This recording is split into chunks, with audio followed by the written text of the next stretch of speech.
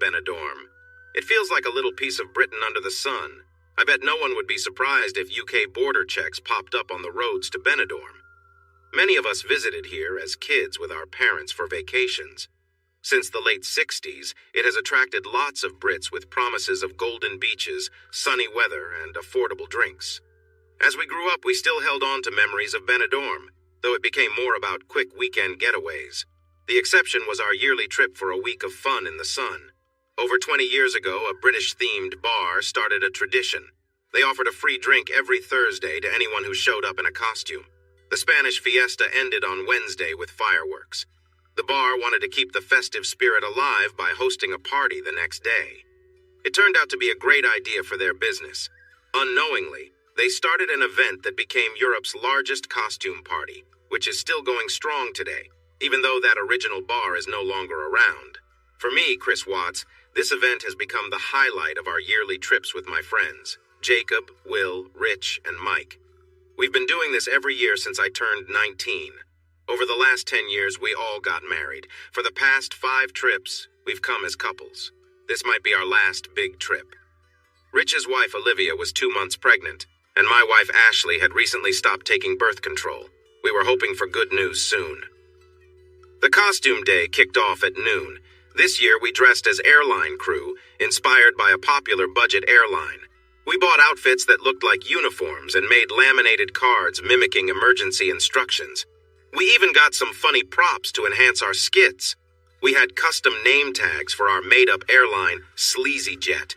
With around 30,000 people attending, the mood was lively and cheerful. The girls remarked on some costumes that would surprise many, as they were quite bold for public wear. I just smiled and chuckled. The girls had their versions of the airline attendant outfits. Knowing how competitive they could be, they surely aimed to impress each other with the shortest skirts. I noticed that most skirts barely reached mid-thigh, and the girls also wore tall heels and snug blouses. If we were anywhere else right now, anyone who saw us might think they were watching a film crew for a funny movie. Our group of women was lively and full of energy. It was a fantastic day. Drinks were plentiful, and many people found our performance, which was a playful take on an airline's emergency procedure, very amusing. The best part was when the women showed how to use an emergency whistle to get attention. They found some oversized whistles shaped in a playful way, and when they blew into them, the cheers and laughter were contagious, drawing a crowd who wanted to record our fun. As the day went on, we strolled along the famous strip. The sun was shining and the drinks continued. By midnight, we were winding down at the Western Bar. Olivia was the only one not drinking, as she was expecting a baby and chose water instead. We were relaxed and a little tipsy as we finished our next round of drinks. Emily tossed out a question, something we often did when we were playful. Sometimes these silly questions led to arguments, so I hoped tonight wouldn't be one of those nights. Chris, if you hadn't ended up with Ashley, who would you have picked instead? I smiled, knowing this was a typical flirty question. I looked at Ashley, who gave me a curious look as everyone waited for my answer. Even in my slightly tipsy state, I realized this could lead to trouble. After thinking for a moment, I replied, Judy Angus. Judy had been a shy girl in school who eventually went off to university, and I had heard she moved away, possibly to Australia or New Zealand. Ashley let out a laugh at my answer, and Emily jumped in. No, silly. We mean someone from our group. If you weren't with Ashley, who would it be? Ashley crossed her arms, her amused expression turning into a light frown. I surprised myself with my next answer. If everyone had any sense, they would steer the conversation in a different direction. With everyone looking at me, I raised my glass and suggested a toast. Ladies, I'm with Ashley because I care about her and there is no one else. But I know you won't take that as an answer. I would gladly have spent time with any of you. Just remember, Ashley is my top choice. She always has been and always will be. Everyone laughed as we clinked our glasses together in cheers. I felt pleased that I had given us an answer that everyone could agree on. If they followed my lead, the silly conversation would come to an end. Unfortunately, Mike went next, and things took a different turn. I hadn't realized there was some history in our group, and it was about to come up. As you all know, Brianna and I had something going on before I married Hannah, who is the true love of my life. If I had to choose, it would be Brianna. But of course, that's not happening because I love Hannah deeply. I noticed that Will wasn't too pleased, but it passed when Brianna gave him a big hug and kissed him on the cheek, which led Hannah to do the same with Mike. This brought cheers from the group. Jacob was next to speak, and as soon as he started, I had a feeling where it was going. Like Mike, I have a bit of history too. When we were 14, I dated Ashley for about 2 weeks before she left me for my old buddy over there. Does it matter now? Not at all. I'm happily married to Emily, and we'll be together forever. He raised his glass in my direction, and I did the same along with everyone else as the girls responded with an "ah" at his sweet comment. I glanced at Ashley, and she gave me a playful tipsy wink. Will ended up picking Hannah, and Rich picked Emily to complete the round. Then Ashley chimed in. So, Chris, it looks like you picked Olivia. Huh? No, I said I'd be fine with any of the girls if I wasn't with you. I was just answering the silly question. Emily decided to add her thoughts. Well, we can't be shared, so it looks like you're with Olivia. What? This is just one of those pointless reality show questions you like to throw out. It's not real, Em. She just shrugged and muttered, whatever. This was the kind of thing that happened once the drinks started flowing. I felt the need to take a break, so I headed off for a moment. When I came back, everyone was dancing, except for Olivia, who saw me and made her way over. We should dance, she said. I looked around, searching for Ashley's reaction, but then noticed the guys were all dancing with the women they had chosen earlier, based on that silly question. Shaking my head, I began to dance with Olivia. She kept looking at me like she wanted to say something, but held back. For the next hour, we all swapped partners a few times, but as the night wore on, people seemed to naturally end up dancing with the ones they'd picked earlier. At one point, I saw Jacob's hands resting on Ashley's back, pulling her in close, and she didn't seem to mind. I let go of Olivia and made my way over, tapping him on the shoulder firmly. He looked surprised. If you don't mind, I'd like to dance with my wife, I said. Jacob stepped aside, giving me a goofy grin, and I took over. As we began to dance, Ashley said quietly, That wasn't necessary, Chris. Yeah, you're probably right. I never asked him to act that way. It was wrong for him to touch you like that. More importantly, you didn't really try to stop him either. Hey, don't be jealous. I chose you, remember? This is our last time together like this. The next time we come back, we'll be busy with our kids at the beach all day, not out at bars. Come on, let's make tonight special. Ash, this whole trip has been amazing, especially today. I don't want to let drinks or emotions ruin it. I'm tired and need to go to bed. We should head back. I don't want to go. What's wrong? Don't you like Olivia anymore? Of course I like her, but what does that matter? You're starting to talk nonsense because you're tired too. Let's just go. We've had enough to drink. No, I don't want to spoil the night. This is our special last night, don't you think? Yes, it is special, but I really can't drink anymore. You know I can be grumpy when I'm done.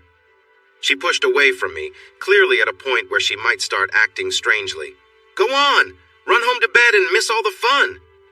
Before I could respond, Olivia took her arm and gently led her away before returning to me. It's okay, Chris. We won't be here much longer. I'll make sure she doesn't drink more and gets to your room. It's not worth causing a scene. Olivia looked a bit sad. I figured being the only sober one among us must be tough. I noticed the others laughing or shaking their heads at me. This wasn't the first time something like this had happened. It reminded me of a New Year's Eve party from a few years back, when Rich and Emily got carried away and things escalated into a messy argument. The next day, there were a lot of apologies and hangovers. The drinks were always to blame, and things went back to normal in a week or so. Feeling assured that Ashley was in good hands with Olivia, I slowly made my way back to the hotel alone. By 1:30, I was back at our hotel. We had asked for 5 rooms with a pool view, but we received upgraded rooms on the top floor. They were bigger than usual, with a separate bedroom instead of just a studio. I got ready for bed after a long day. Before long, I was tucked under the sheets. As I lay there trying to sleep, I remembered what Jacob had said about picking Ashley. I chuckled quietly to myself. Yes, she did date him for just 2 weeks, but for the next 4 years, he tried hard to impress her and win her back. He focused on sports, schoolwork, and even showed off his car when he turned 17. I always thought that if Ashley had left me during the first year he dated Emily, he would have moved on quickly, but that never happened. As these thoughts played in my mind, I slowly fell asleep. Suddenly, something woke me from my light sleep. I felt a gentle kiss on my forehead. Half opening my eyes, I saw Ashley standing there in a revealing red outfit. I groaned a little. "Come on, Ash, it's late and we've been drinking all day. I doubt little Chris can wake up right now. Can we just wait till morning?" In a playful tone, she replied, "We might not get another chance like this. We promised to make it special." I could only manage another groan. "Okay, but later." She giggled, and I pulled the pillow over my head as I assumed she walked out of the bedroom, maybe to the bathroom. I was so tired that I quickly fell back asleep. I barely noticed as she sat down on the bed and the room grew dark. "Please, Ash, wait until morning. I promise we'll have a good time. Just get into bed." She didn't say anything. Instead, she pulled the sheets back and quietly joined me in bed, snuggling against my back. Still feeling tired and the effects of the drinks, I quickly dozed off again. At some point, I woke up again. Did I just hear the apartment door open and close? I reached out in the darkness but found the bed next to me empty. "Ash, what's going on? Did I hear the door?" I could see her silhouette standing near the door. "Shh, don't worry. Just go back to sleep. We can talk in the morning." I must have imagined the noise. She probably went to the bathroom. With that thought, I drifted back to sleep. I was suddenly woken by the sound of someone being sick. It was Ashley in the bathroom. "I told you not to drink so much. Do you want some water?" A weak yes came from her. I reluctantly got up and took a bottle of water to the bathroom, where I found Ashley kneeling on the floor. She had her head resting on her arms on the toilet seat. I placed the water next to her and she whispered a thank you. This was not the typical Ashley I knew. It had been a long time since I had seen her like this. "I did warn you to take it easy and to leave with me instead of staying out, so this is what you get," I said, feeling a bit better for mentioning she shouldn't have left with her friends. I chuckled a bit, finding some humor in the situation. She let out a small groan. "What's so funny?" she asked. "I don't know, think of it as practice for if you get morning sickness later on." "Shut up, I don't think that's funny." I was surprised by her reaction to my light joke. "Come on, Ash, it was just a joke. You could have left and come back with me." Suddenly, she turned away as more noise came from the bathroom. I decided it was best to let her deal with it.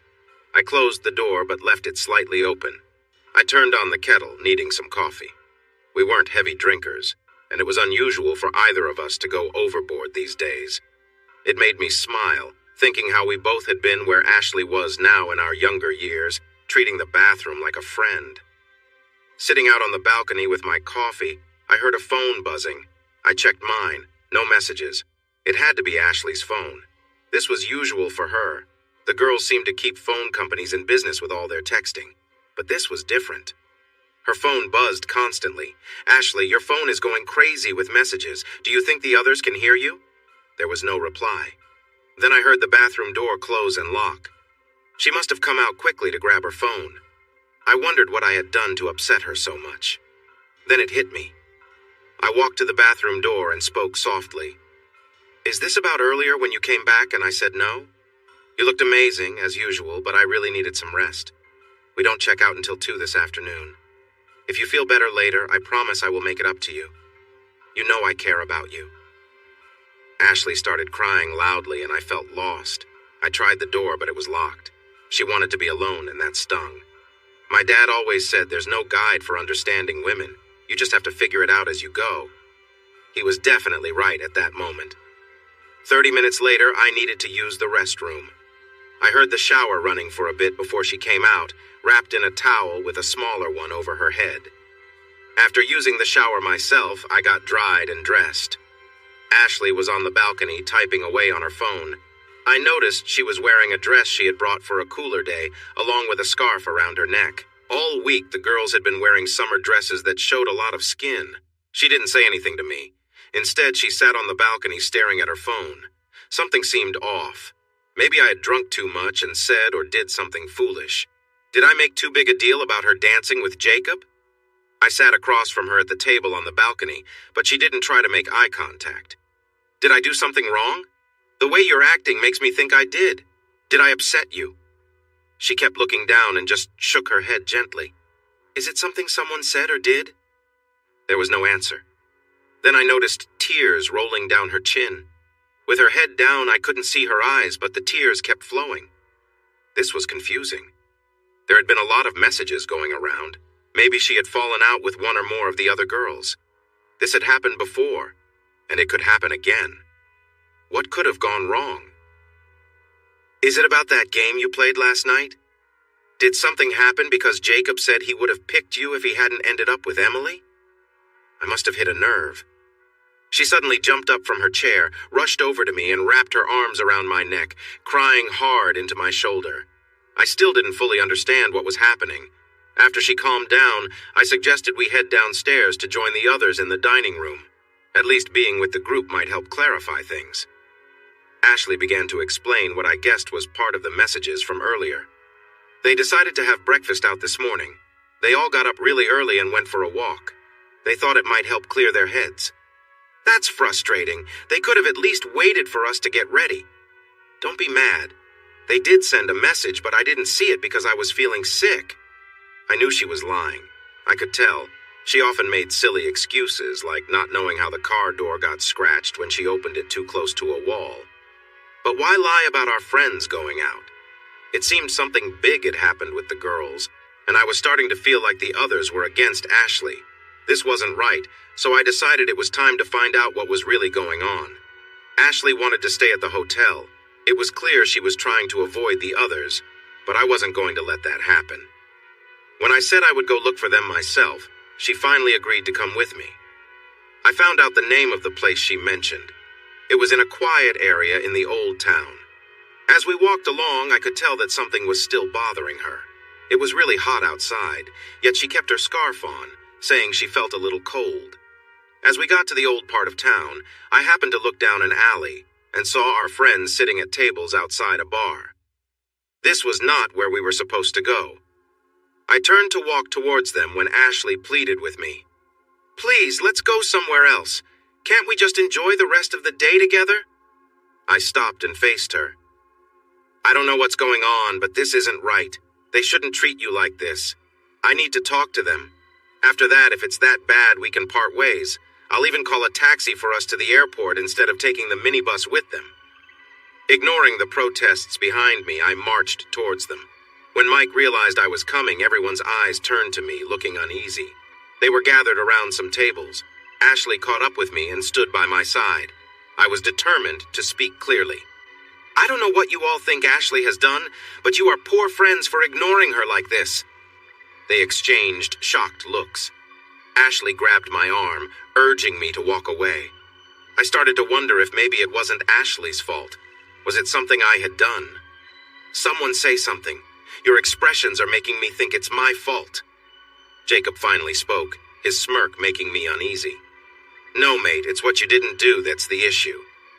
Emily elbowed him, and the others mumbled under their breath, shifting in their seats with that same smirk on his face. Growing up, I often felt competition with them. I remembered my thoughts as I was trying to sleep last night. Olivia didn't look at me. Her head was down, focused on her coffee cup. Then I noticed something on Brianna and Hannah's necks. They both had marks in the same spot. When they saw me glare at them, they fidgeted nervously. Hannah raised a hand to cover hers. No, this couldn't be true. Turning quickly, I tugged at the scarf around Ashley's neck. She tried to stop me, but it didn't matter. I caught a glimpse of what I feared was there. A mark in a similar spot as the others. Jacob, Will, Mike, and Rich stood up, taking defensive stances. I glared at them all. What is happening? Just tell me. You, Ashley, is this true? Did you?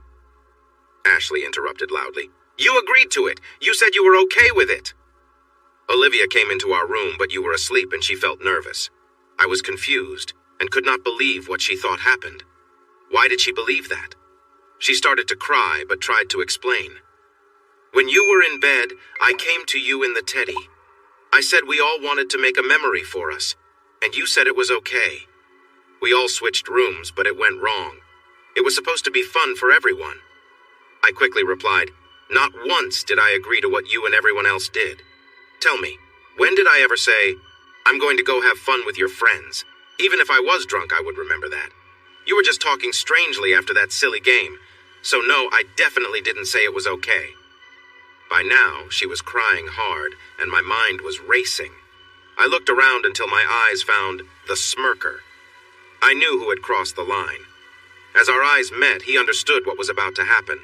In a sudden burst of anger, I flipped over the table, sending everything on it crashing to the ground.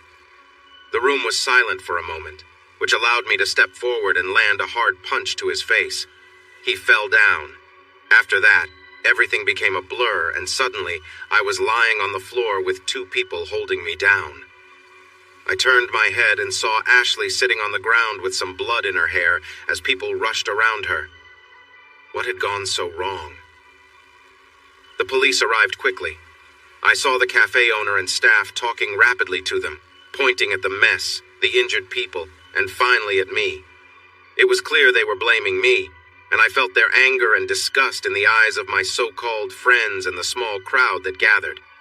I called out to Ashley, but she didn't respond, choosing to ignore me completely. Minutes later, the police pulled my hands behind my back and handcuffed me as they lifted me. I turned and shouted back at Ashley, but she looked away, letting Emily comfort her. I didn't understand. I hadn't heard her this was done to me. I knew I had hit Jacob a few times, but if what I thought happened was true, he deserved it. I was taken to the police station where someone checked my injuries. My face felt sore. I guessed I had taken a hit. Looking at my knuckles, they were scraped, and I realized I had connected with Jacob more than I remembered. A police officer came and took my statement, explaining I had been arrested for causing trouble. He sounded bored, like he had done this many times before, day in and day out. I felt a bit embarrassed to be in this situation. I was in a holding cell with 6 other guys, most of them British, all looking worse for wear. They had been here since late last night or early this morning. One quiet guy from Spain kept to himself. One by one, they left the cell and new faces came in as the day went on. I stayed in the holding cell for several hours. Eventually, I was taken to another room where they asked more questions and told me I could make a phone call. I called Ashley's phone, but it went straight to voicemail. I asked her to come to the police station so we could figure out another flight home. I foolishly believed I would be out by the end of the day. They gave me a list of lawyers if I wanted one and asked if I needed a translator for court. Court? I learned I would be charged with several offenses. Back in the holding cell, I tried to sort through what had happened. Although no one had said it clearly, it seemed the girls had switched rooms, and it felt like they thought I had agreed to it. If Ashley had gone and been with Jacob, why didn't I remember being with Olivia? They said she had gotten cold feet and just laid next to me. Wow, she was the one who climbed into the bed first. If she had woken me up, I could have stopped it all. Doing something that went against my beliefs was something I would never agree to.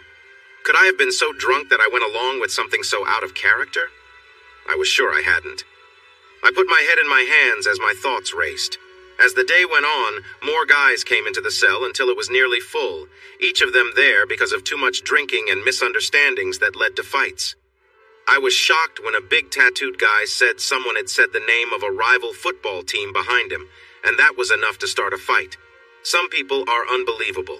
At least I was here because of something serious that could ruin my marriage. By evening, I began to worry. I asked one of the police officers if anyone was looking for me or had tried to reach me. When they checked my pockets when I arrived, my phone had been broken and was unusable, not that it mattered since they had taken all my belongings. At some point that evening, I was taken with another guy to Alicante. He bragged about how he had stomped on someone's head several times, even while the person was unconscious. To me, he was exactly the kind of person who deserved to be locked up and kept away from others.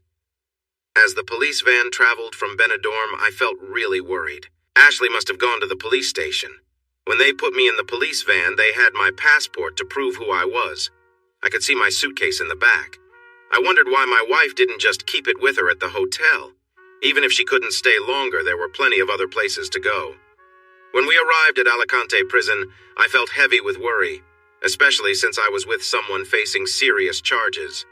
I was taken to a cell with another Brit. This was my new life. The next day, a tired-looking man from the British consulate came to see me. Things did not look good. I was being charged with several crimes. I accepted the first 2 criminal damage and assault, but I disagreed with the charge of causing harm. Yes, I hit Jacob, but he tried to hit me first, so it was self-defense. I was shocked to hear that I was accused of hitting 2 women, including my wife. I made my case, but he advised me to plead guilty to avoid being stuck here for weeks or months until my case went to a higher court. Then, he delivered the hard truth. Similar cases usually led to 1 to 3 months in jail. I was speechless. Does my wife know I'm here? I can't reach her. She may need to get a hotel in Alicante instead of Benidorm. The consulate representative cleared his throat, knowing my next question would be hard to hear. Yes, your wife knows. We contacted her since she is listed as your emergency contact. She left on her original flight home. She received care at the scene, spoke to the police, chose not to go to the hospital, and arranged to fly back. Before she left, she gave the police your passport and personal things. She assured the consulate she will not be returning. I felt stunned. My wife had left me here. It seemed so cruel. We talked about what might happen next. The consulate would inform her about the case, and then a court date would follow, leading to time in a Spanish prison. When I returned to my cell, I sat quietly while my new cellmate, Bill, had a similar meeting with the consulate representative. I kept thinking about what happened at the cafe. Yes, I did hit Jacob, and he fell after my punch. Someone punched me from the side, and I turned, hitting Mike in the stomach. A chair hit my back, but I wasn't sure who did that, maybe one of the women. I remembered the chaos, pushing, shouting, and people rushing in to hold me back. I couldn't recall hitting any women, especially not my wife. 2 days later, I went to court. An interpreter read the charges, and I held on to the advice from the consulate representative. Phipps was there when I was given 30 days, including the few days I had already spent locked up. They took me back to my cell. Bill didn't come back, and I had no idea what happened with his case. I felt alone and hoped Ashley would visit.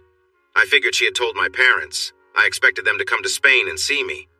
But no one came. Not a single soul. In my second week, I got a new cellmate, a guy about my age. "Hi, I'm Chris. Looks like I've been given an extra month here."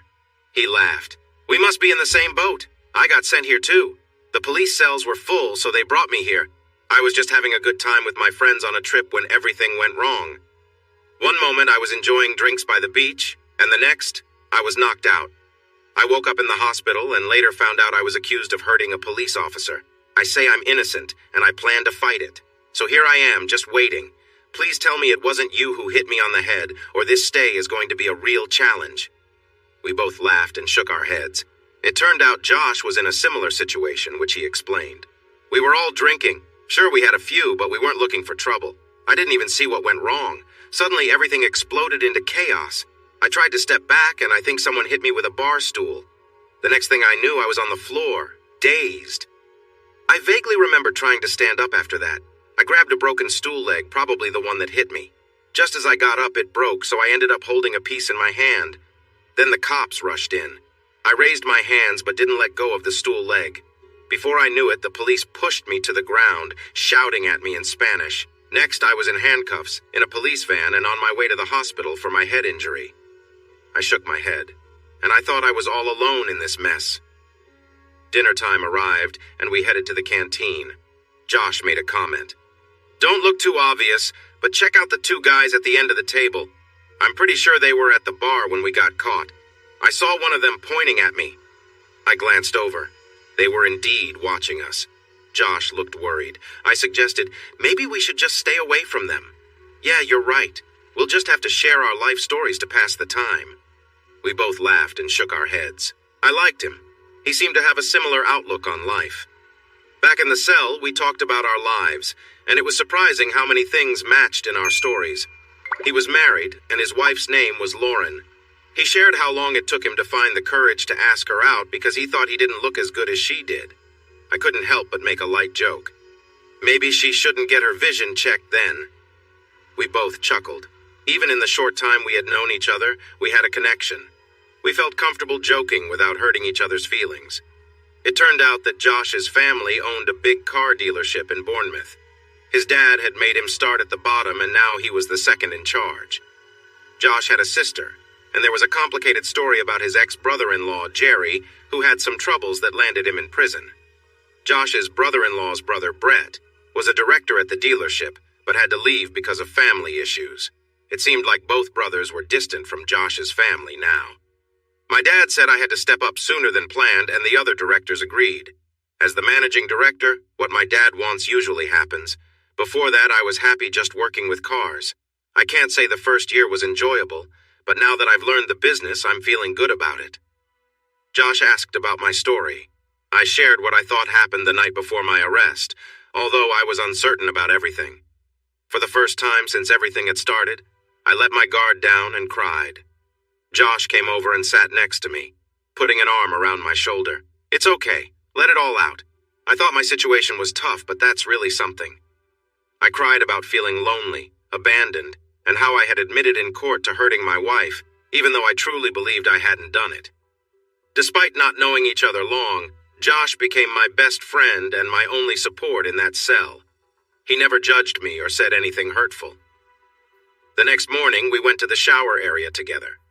Two guys who had been looking at Josh the day before entered the block and stared at him. It felt wrong. I saw one of them pull out something from his towel, and I realized it was a sharpened object.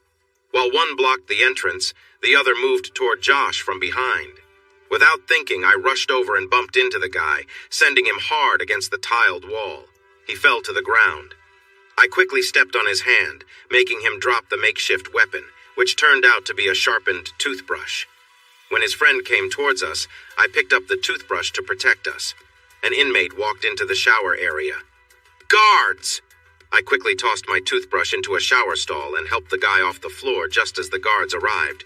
They came over and seemed suspicious. The man on the floor spoke up. I slipped. He raised his leg as if to show how he fell.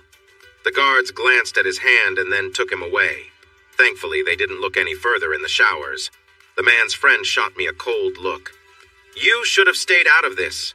You're in big trouble now, just like him. He turned and left the shower area. I felt shaky and my heart raced, just like Josh's. He realized something bad was about to happen, and I saw fear in his eyes. We cleaned ourselves up quickly and went back to our cell.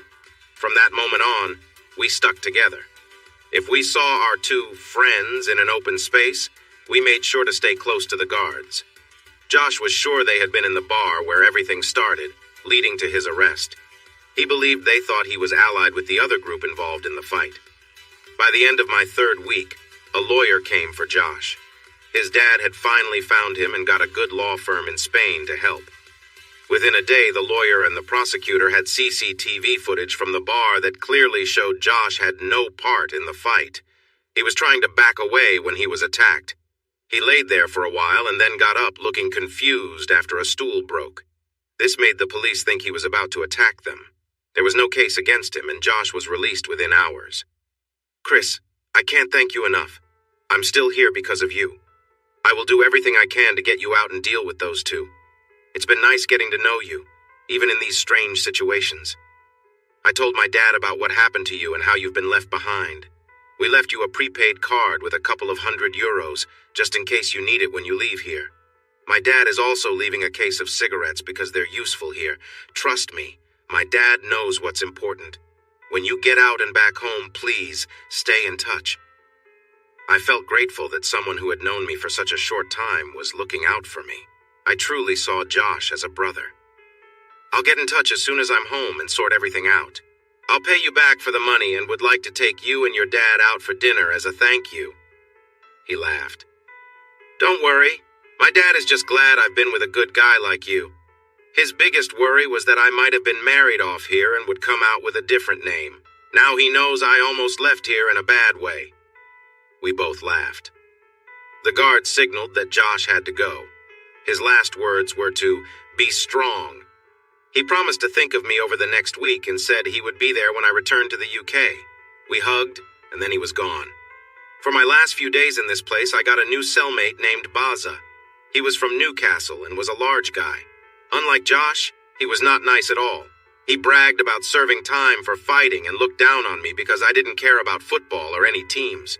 His life seemed to involve smoking, drinking, and fighting. To my surprise, I found out he was actually married. I felt sorry for his wife, having to deal with someone like him. Later that day, I received a case of cigarettes and noticed the jealous looks from others in the room. It seemed that some would have no problem taking my stash if they got the chance.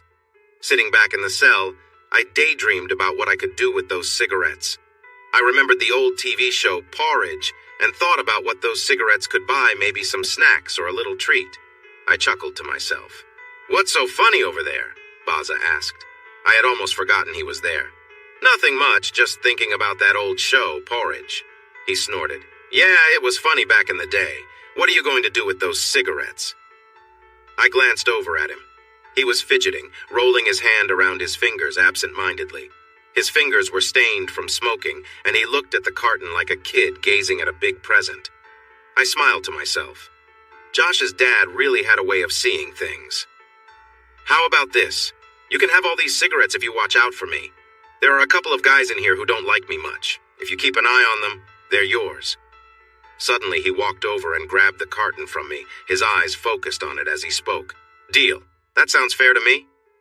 I thought I was in the clear, but it didn't go as I hoped. On the morning of my release, we headed to the shower area. There were a few other people there. Baza stepped in first while I waited, and one of the other inmates left as he did. Suddenly, my two so-called friends rushed in, coming right toward me. "Baza!" was all I managed to say before a punch hit the side of my face, and I fell to the ground. I felt a foot on my ribs, taking the breath out of me. But then it stopped. As I held my ribs, I turned my head and saw one of them lying unconscious beside me. Looking up, I saw Baza had the other one in a tight hold, and his face was turning purple. "I should have known you'd be a couple of softies. You really thought you could mess with me?" A few other people in the room were watching.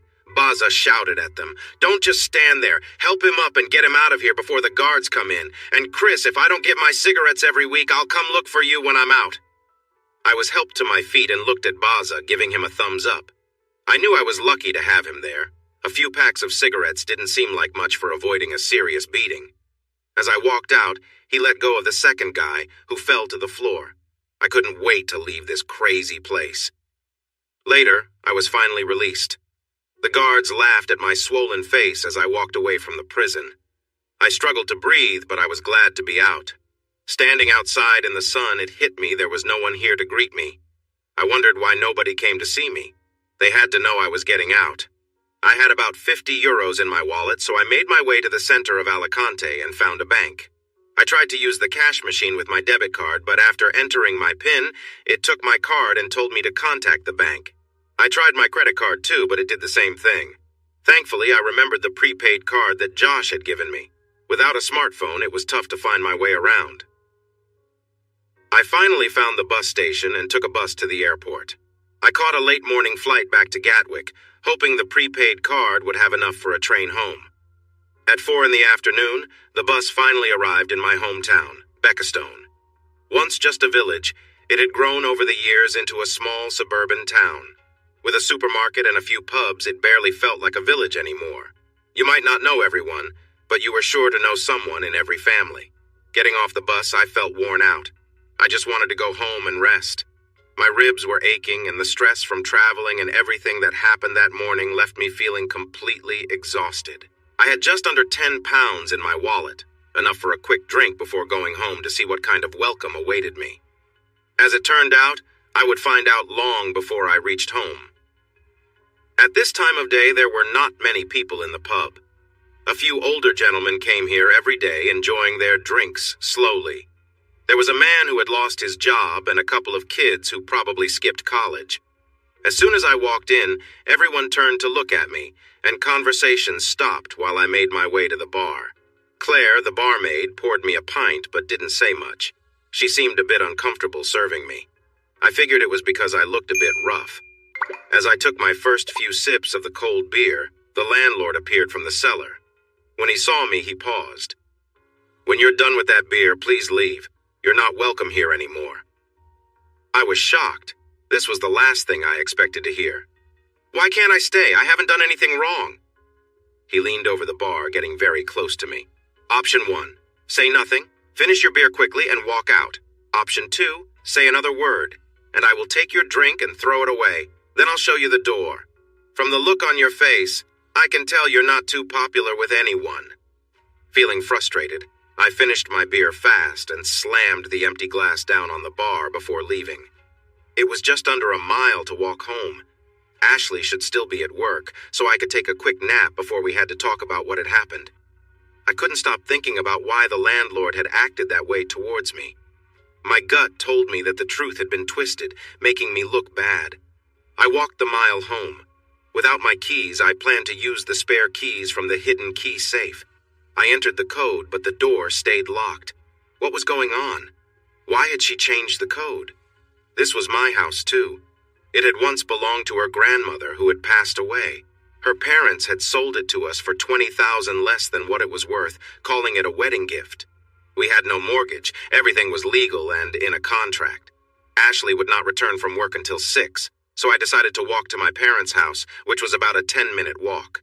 I wanted to know why they had left me alone in Spain. As I walked up their garden path, my mom spotted me through the kitchen window while she was doing the dishes. Before I got to the door, she opened it and told me to hurry inside. She looked out the door to see if anyone was nearby. As I walked in, my dad came out of the hallway. My mom must have called him. They didn't say anything to me.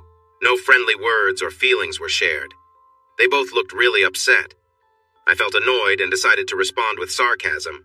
"Nice welcome home. You seem so happy to see me." Then I felt a sting. My mom had slapped me. "How can you come in here with that attitude? You're lucky we even opened the door. We didn't want the neighbors to see you and make a scene. And what happened to you? Why are you always getting into fights?" I met my mom's fiery gaze. It was my turn to speak. "My attitude? Your neighbors? What kind of parents leave their son in a strange place in a bad situation and then don't help him when he's back? They must be terrible parents." My dad stepped closer, his face reddening. I had never seen him lose his temper like this. "Get out of our house. I won't allow someone who causes trouble to stay here." I raised my hands in a gesture of peace. "Whoa, wait a minute. What did you just say?" My heart raced as anger bubbled up inside me. My mom tried to calm things down. "Chris, we know what happened. We heard about your time in prison. Everyone knows, and it's shameful for our family. Stop! Let me explain what really happened. Then maybe we can figure out the truth. Is this based on what Ashley told you?" My dad nodded, still angry, though trying to control it. He added that it wasn't just Ashley. Our friends had told them, too. I shook my head, frustrated. "Mom, let's have a cup of tea. I want to share my side, please. I think it has been twisted, and I have an idea why." She went to the kitchen, and I followed my dad into the conservatory. We sat quietly until my mom returned with the tea. Once we were settled, I recounted everything. The silly game, the strange things with the girls, Ashley's odd behavior, how our friends avoided us until we found them, and how things escalated.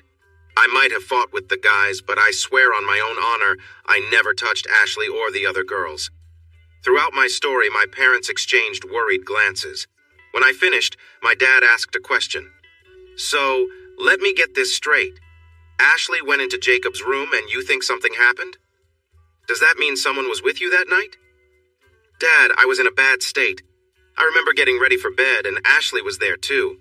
She said something, but I can't recall exactly what. I told her let's wait until morning. I remember stirring a few times. At one point I thought I heard the door open and shut, but I was mostly asleep and had been drinking. Then I woke up and it seemed something happened that I didn't know about. I think it was Olivia who came into bed with me. They say we were together that night." My dad took a sip of his tea and looked at my mom before speaking. "I'm not saying we don't believe you, but this is a very different story from what others have said. There hasn't been any mention of the swapping you talked about. The story is that you found out something upsetting, and the others chose to leave you and Ashley behind. When you saw them later, they shared their honest feelings about the news.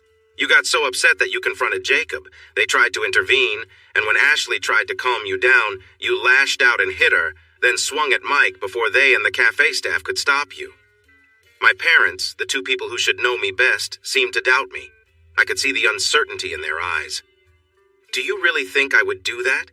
You raised me, taught me right from wrong. Do you honestly believe I'd hurt Ashley?" There was a pause, and they exchanged glances, as if they were trying to read each other's thoughts. Finally, my mom spoke. We've seen a translation of your court case. There's a blogger who follows the worst cases in Benidorm. It says you pleaded guilty to all the charges and admitted you hit your wife. She started to cry, and my dad moved closer to comfort her. I waited until she calmed down a bit and then tried to explain. The consulate's advisor told me that if I pleaded not guilty, I could face a long wait in jail before getting a proper hearing. He said pleading guilty was the fastest way to get out, so I went along with it. I only said I was guilty to come home. I thought someone would help me, but everyone seemed to leave me behind. If it weren't for another guy and his dad who helped me with some money to get home, I'd probably still be outside, maybe begging for help. Mom, Dad, I promise I didn't hurt Ashley. She must have just fallen during the commotion. Think about it. If what I'm saying is true, then they are just trying to protect themselves. You have to believe me. Once again, they exchanged glances. My mom asked my dad if he wanted another cup of tea and went into the kitchen. I could hear her talking to someone while she was there. When she came back, she seemed tense as she poured the tea and sat down. I just spoke to Ash. She's leaving work early and coming here. Thanks, but I need to change my clothes. They're the only clean ones I have. Can I get the spare keys to get back to my place? My dad interrupted me. Sorry, son, we can't do that. What do you mean you can't? I saw them hanging by the door when I came in. That's one of the reasons I came here. You can take them if you want, but it won't help. Ashley changed all the locks and we don't have a key. I was shocked. Wait, did I just hear that right? The house I've been paying for, my home, and I can't get into it? When is she getting here? They both looked at me, my frustration clear on my face before my mom spoke. You should be ashamed. Don't speak about your wife like that. That kind of attitude is why you ended up in jail, and look at you, still in trouble. I fumed, feeling betrayed by my own parents. Trouble? You think I got hurt from trouble? I was trying to save a friend in prison. This morning they really tried to hurt me too. They both looked shocked as I glared at them. My mom took a deep breath, apologized, and reminded me to stay calm. I took a shower and had a quick snack. I heard the front door open. It seemed Ashley still had keys to my parents' house, which really upset me. I tried to mask my anger, but it was hard. There were huge problems being with a former friend, hiding the truth, and leaving me behind. After some polite exchanges between her and my parents, Ashley came into the conservatory where I had stepped away. My mom and dad went into the living room and closed the doors behind them. They might not hear us, but they stayed so they could see us both. It was clear they didn't trust me to behave. Ashley seemed anxious, so I stayed quiet, letting her start the conversation. How have you been, Chris? What a silly question. My jaw tightened for a moment. I wanted to shake her for the way things had gone, but that would only make things worse. Well, I'm just fine. It seems I married someone I really can't trust. Everyone had lied to me about what happened. My wife left me in Spain, took away all the money I needed when I got out, and I almost didn't make it out of prison alive this morning.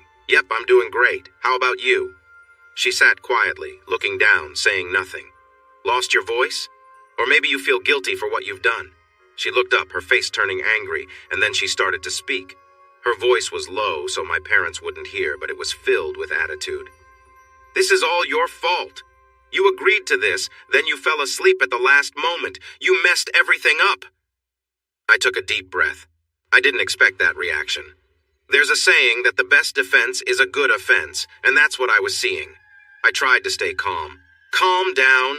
Some of the things you're saying don't make sense. It feels like you've had a talk with someone else, not me. Let's start over. What did I agree to, and when? Because I don't remember that at all.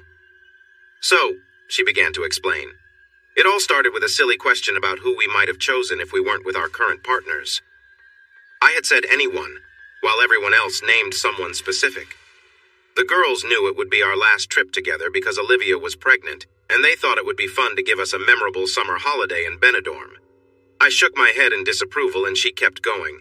It turned out that during our last day, the idea of swapping partners came up. The plan was to see who would be with whom, then let us guys know before changing rooms for a bit. I stopped her right there. Wait a minute. You never clearly told me you were going to be with someone else, did you? You knew how I would feel about that, so don't pretend otherwise. No, it was Olivia's job to ask you. While you were dancing, she wanted to know if she could be with you since I was with someone else. No way! Olivia didn't say anything to me. The closest it got was you talking vaguely about making it a special night. I thought you were just talking nonsense because you had been drinking. Where she had been confident before, my words seemed to shake her. I did tell you. You have to remember. I got ready to go and you said it was okay. Ashley, just think for a minute. I was asleep when you woke me up. You were talking about making it special, and I think I mumbled something about doing it in the morning. You know very well I meant us, Ash, not me and Olivia, and definitely not you and that jerk. But you agreed. Olivia asked you, and I told you. She was starting to sniffle, trying to hold back tears. I noticed my mom looking at me with a frown. I'm not going around in circles, Ash. No, I wasn't part of this crazy plan. I never agreed to any of it, no matter what you think. Now she was crying. How did I end up with Olivia anyway? I didn't choose anyone. Come on, Ashley, she's a few months pregnant. Why did this happen? Because you didn't name someone. She was the only one left, so she was willing to be with you. She said she would help you out if you needed it. I shook my head, unable to believe it. You all are messed up for doing that. You know me. Remember that show we watched about couples who share partners? I told you back then that the idea was disgusting. I said if you ever suggested something like that, I would be done with you. And yet you did it. You ruined our marriage for a mistake with a jerk. She replied firmly. I didn't ruin our marriage. You did when you got angry outside that bar. I thought you understood. You never stopped me from going to his room. This was so frustrating and we were getting nowhere. She thought I knew what would happen and nothing would change that. I pushed for more answers. What were those marks about? Some sort of sign? You say I knew, but you hid it from me. It seems like you knew I was in the dark. Because you fell asleep on Olivia. I was waiting for you to say you were sorry for not keeping your promise. When you didn't say anything, I started to worry you had too much to drink and needed to think. To show we weren't making it up, we all agreed to have a mark in a visible spot. One person didn't have one, but the rest of us did. When I told the others, they thought it was best to give us space until we got home and hoped you'd remember what was supposed to happen. I'm sorry to break it to you, but I thought you were angry with me. And when that guy smirked at me, I knew he thought he had been with you. What did you expect? Should I have congratulated him? No way, I was furious, and I still am. She started crying loudly and looked toward the conservatory doors where I saw my mom was walking over. Ashley shook her head. She wanted this matter to stay private. The big question. I never hurt you. I didn't hit you. Why did you lie? Why didn't you support me instead of trying to get me in trouble? That's not a nice thing to do, Ashley. She winced when I said that. I could tell she disliked that word. I let her think for a moment, waiting for her response. I'm sorry. You're right, you never hit me. I tried to pull you back. When I did, Mike tried to hit you but missed and hit me instead. That's when the cafe owner came out. You were the one throwing punches everywhere. People thought it was you, because everyone else was either down or moving away. Hannah never got hit. She just fell out of her chair and scraped herself. Anger bubbled up inside me. I struggled to hold it down. I needed to understand why I was left all alone in this situation. Why didn't you tell them what really happened? Why let me take the blame? When the police took you, we had just a couple of minutes to decide what to say. We thought it would be best to say that you started it because you couldn't handle what happened that morning. We said you lost control and hit me, while the others tried to protect me. That's what we decided together. We were afraid that if we went home together, you might start telling stories about all of us, and no one wanted to be seen badly, especially the guys. Please, Ashley, I didn't think you'd let me go to prison. I thought they would just keep you for a little while, maybe a day. That's what the others said. So there it was, the harsh truth. It was all about saving face, not wanting to be judged. Letting me take the blame meant they were all safe. I became the one everyone blamed, the husband who became the villain. My anger was intense, and I wanted to confront them all. Ashley saw how deep my anger ran, so she added another piece of information. You still haven't asked the question you should, Chris. I told you we said you went wild because of news you received. Don't you want to know what that news was? It's because you found out I was pregnant. I sat still, staring at Ashley, but I couldn't really see her. Being stuck in my situation, I could only piece together the bits of information in my mind. I wondered if there was something important I was missing, something that justified what happened, making me look like the real bad guy. Did Ashley leave me because she was afraid to be alone? Did my parents not come to see me because they might not have valid passports or didn't know where I was? I had come to terms with the fact that my friends were now going to be strangers, but returning home earlier that day made me realize that the hopes I had were just dreams. Now Ashley had shattered those hopes, and everything came crashing down around me. "Chris, you haven't said anything. Please talk to me." Then another thought hit me. I had made a joke that morning about morning sickness. Was she already expecting a baby then, but didn't know? When did you find out? Who else knows about this? Everyone knows. I tried to wait until you were out, but Emily told a friend, and you know how secrets go around here. I'm really sorry. Once it was out, others started to make it into a bigger story, saying it was the reason you lost it out there. It was no surprise that the landlord didn't want me in his pub. Not only was I going to be known as a bad husband, but also as the man who was upset about his partner's pregnancy. I understood now why my parents were so upset and wanted to avoid seeing me in our neighborhood. So where does that leave us? You were with an ex-friend, They are still your friends. They hope you will understand what happened. They forgive you.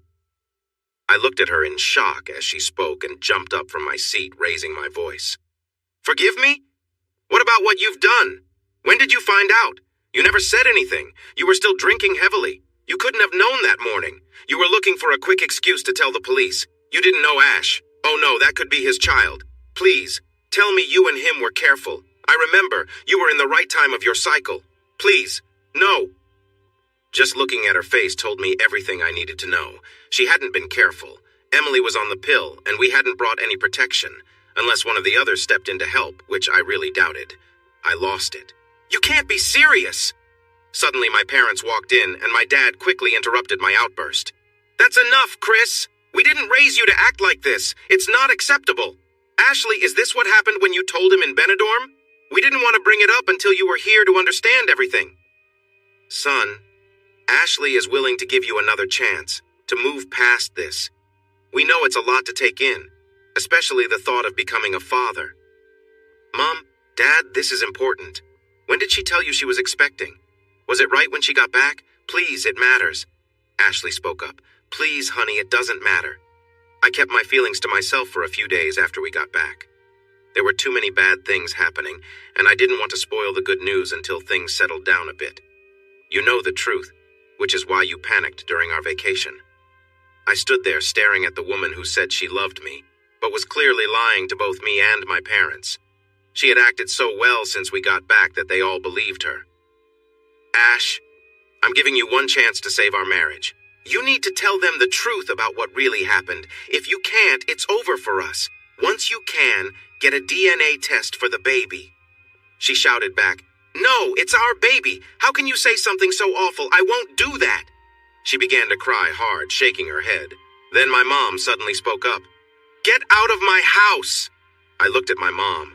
I had never seen so much pain and anger in one person. My dad pointed toward the door, and I slowly walked that way. When he opened the door, he rested his hand on my shoulder. I just don't know what to think, son. I can't believe she would lie like this. But then there are those court papers. You should give your mom some time to calm down. She's worried all this stress might hurt Ashley and the baby. You didn't help things today.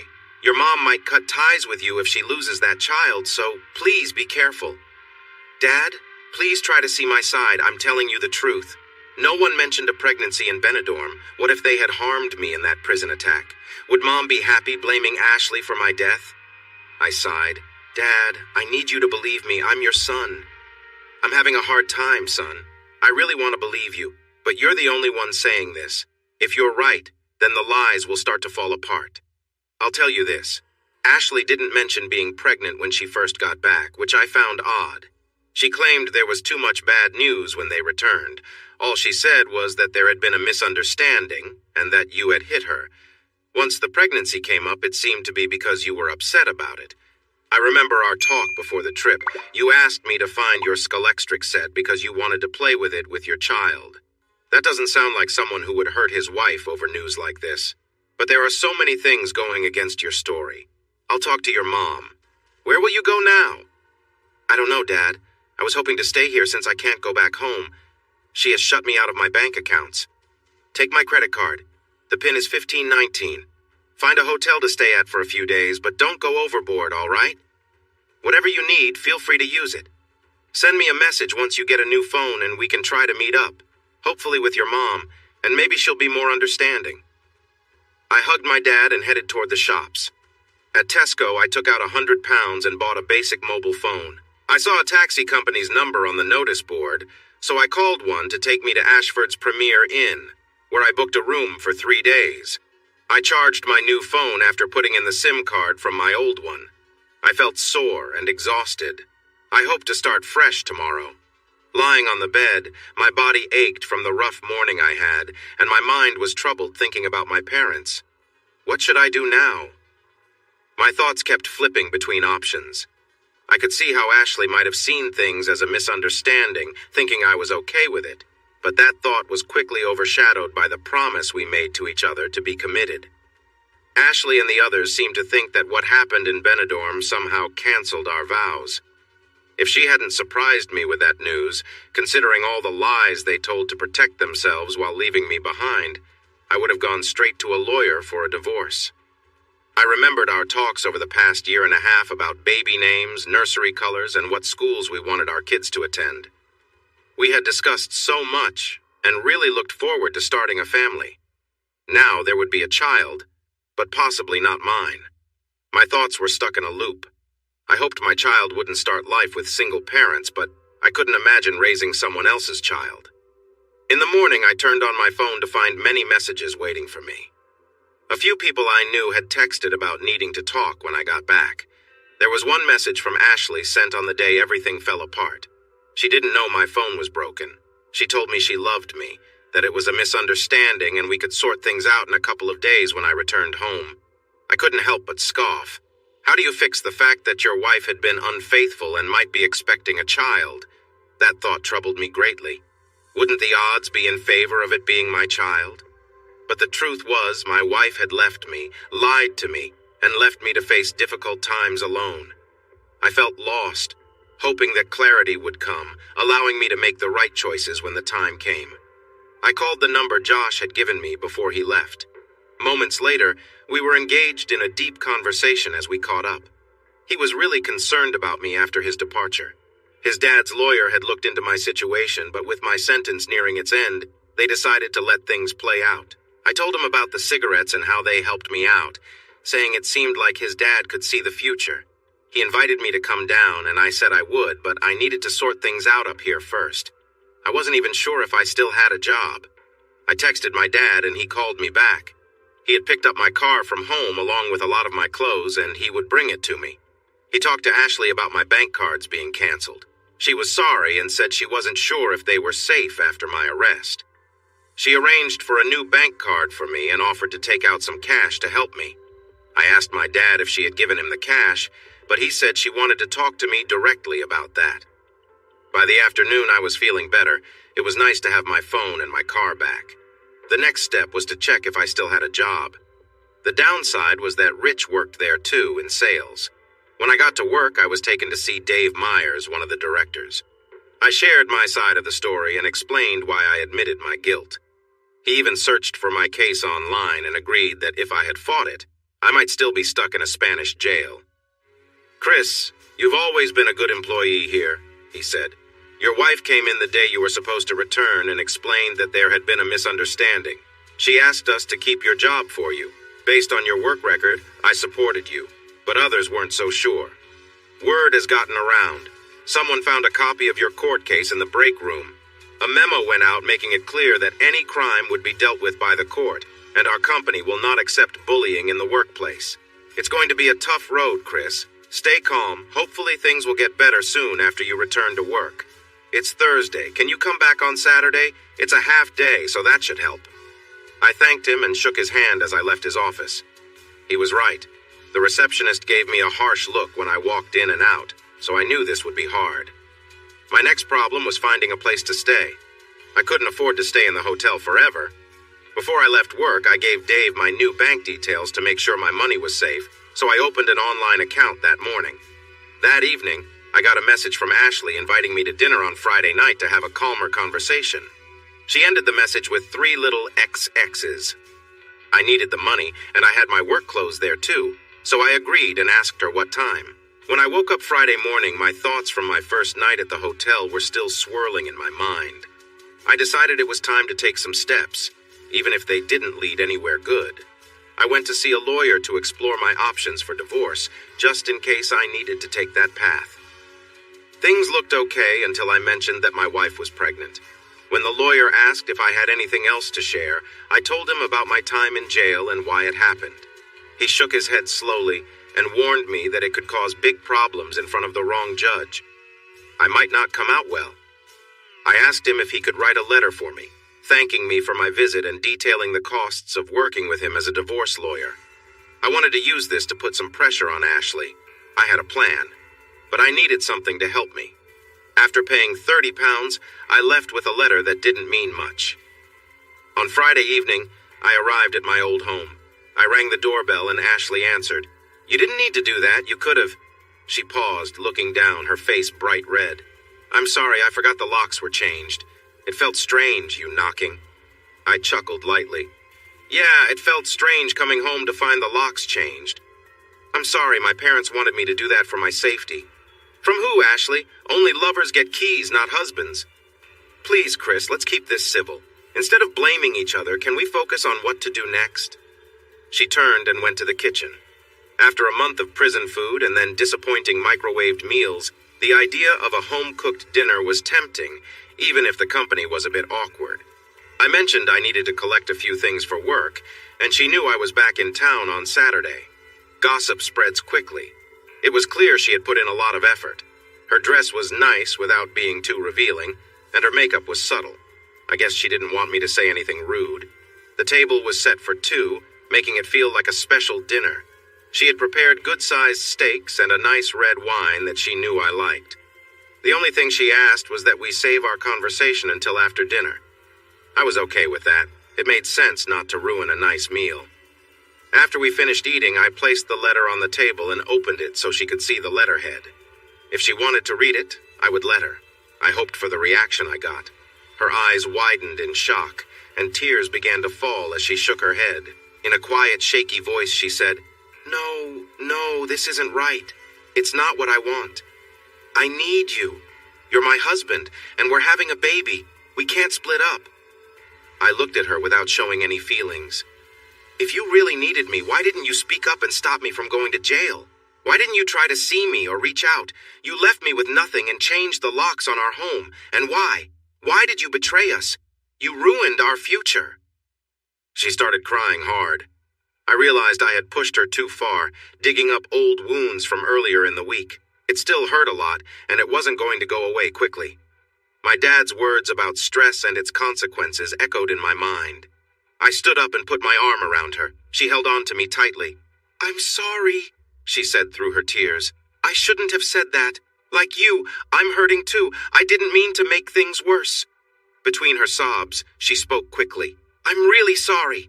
If I had known this would happen, I would have convinced everyone not to go through with it. You seem to know everything, and I thought you were okay with it. Olivia even told you directly that—" She didn't say anything important, please. We've talked about this before. You need to believe me. I honestly didn't know. Maybe I could have figured it out at the bar, but we were all a bit out of it, and silly things get said that don't mean much. But I see now that they did mean something that night. I continued, "Do I want a divorce? Right now I'm not sure. But if we are going to try to work things out, we need to start fresh. I will let your past actions go for now. But you need to tell everyone that you didn't know about the baby when everything went down, and that I never hurt you. I don't care if you say you slipped instead of saying someone else caused it. If you agree to this, then we can talk about everything else." She nodded and slowly stopped crying, still holding on to me. Eventually, she went to the bathroom. After about 5 minutes, she returned, looking a bit more composed, though still not fully together. "I know this is tough," she said. "I hope things get better once we find a way to move forward. Are you okay right now?" She nodded. A moment later, her phone buzzed on the table, making noise repeatedly for the next several minutes. Finally, I asked her to turn it off or silence it since we were supposed to be having an important conversation. She glanced at her phone and I think she silenced it. Then, after a minute, she asked me to get her a glass of water. The kitchen was quite big. I walked to the sink and poured her a glass. As soon as I turned around, the last of them were leaving. I felt caught off guard and really upset about it. I showed that in what I said first. Well, looks like I've walked into a meeting for cheaters, or did you hand out keys to all your friends so they could just drop by? Rich spoke up. Calm down, please. Your girlfriend is pregnant. Yep, she is, but we don't know which one of your friends is the father. I glared at Jacob as I said this, but made sure to look at all the guys, since I had no idea who had been with Ashley. Chris, stop it. We messed up. We didn't realize you weren't aware of everything. Emily said this, and I sensed it was her idea. Aware? I was never aware. Just stop fooling yourselves. Brianna jumped in, sounding frustrated. But you knew. We told you when we were dancing. None of you said no. You must have been too drunk to remember. I looked at Olivia, who had a baby bump now. She was staring at her shoes. Olivia, come on. Tell me. When did you say anything? And what did you say? I'm listening.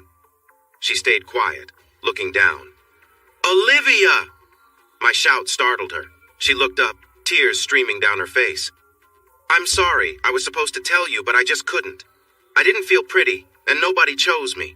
I thought you'd say no if I asked. I couldn't handle that.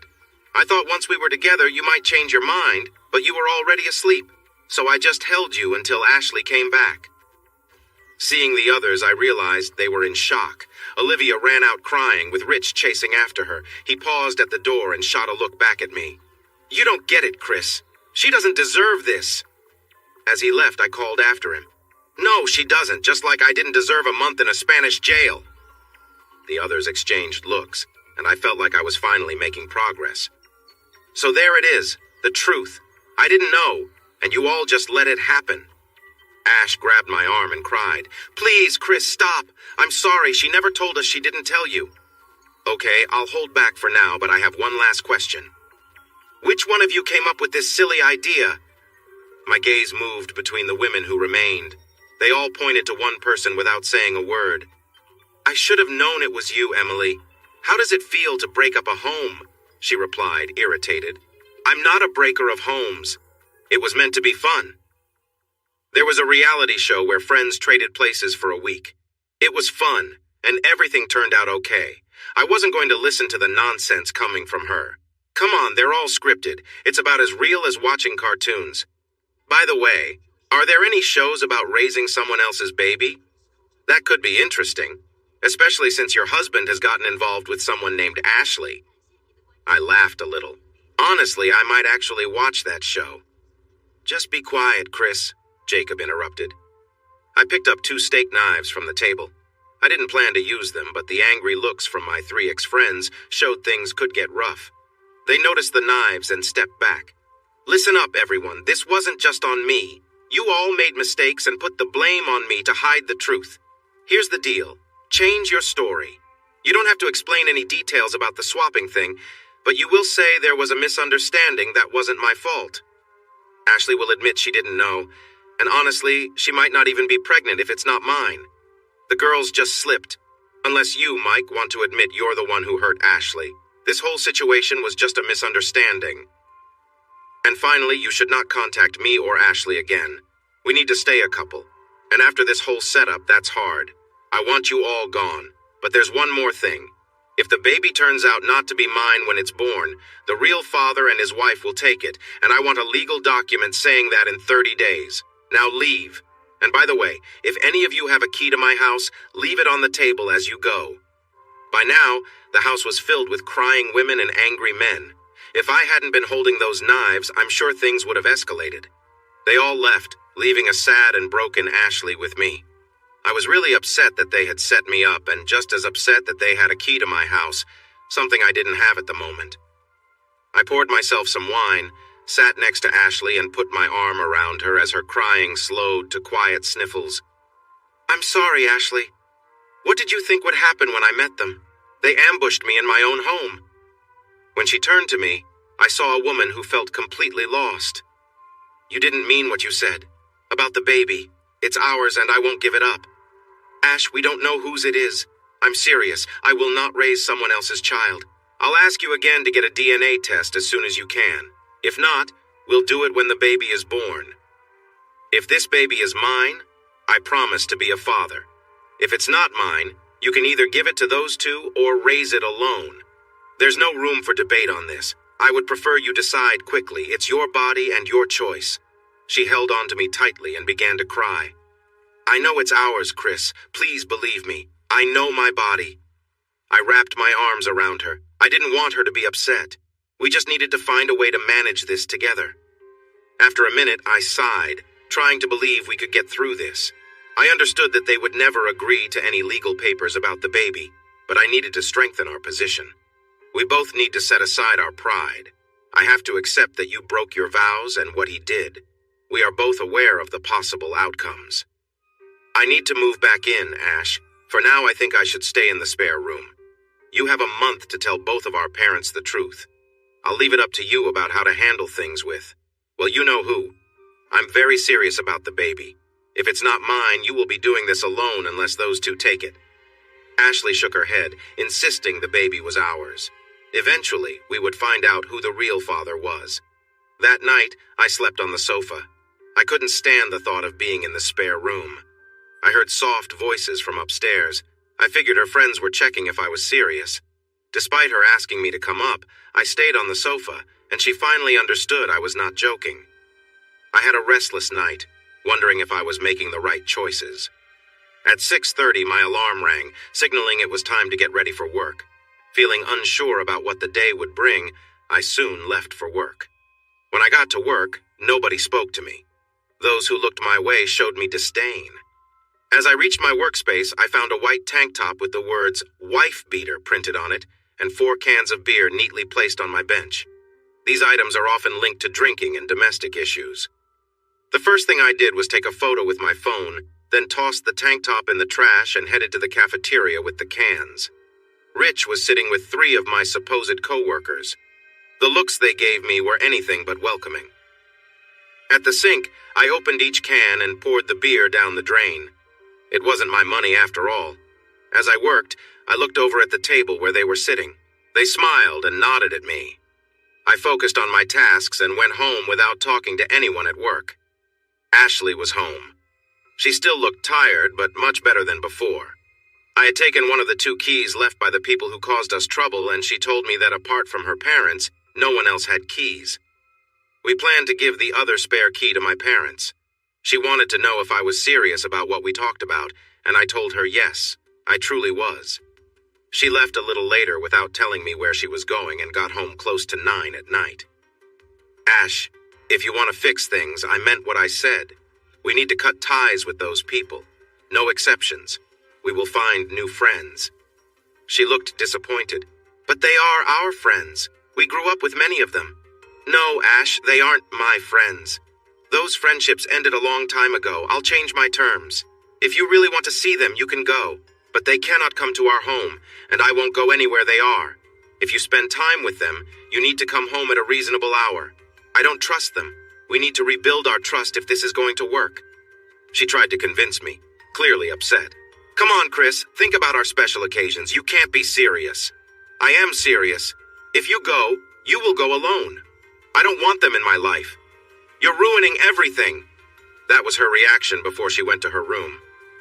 In the morning, I had packed 3 bags and left them in the hallway. She rushed into the spare room, now my bedroom, and apologized, saying everything felt so sudden and she would try to accept it.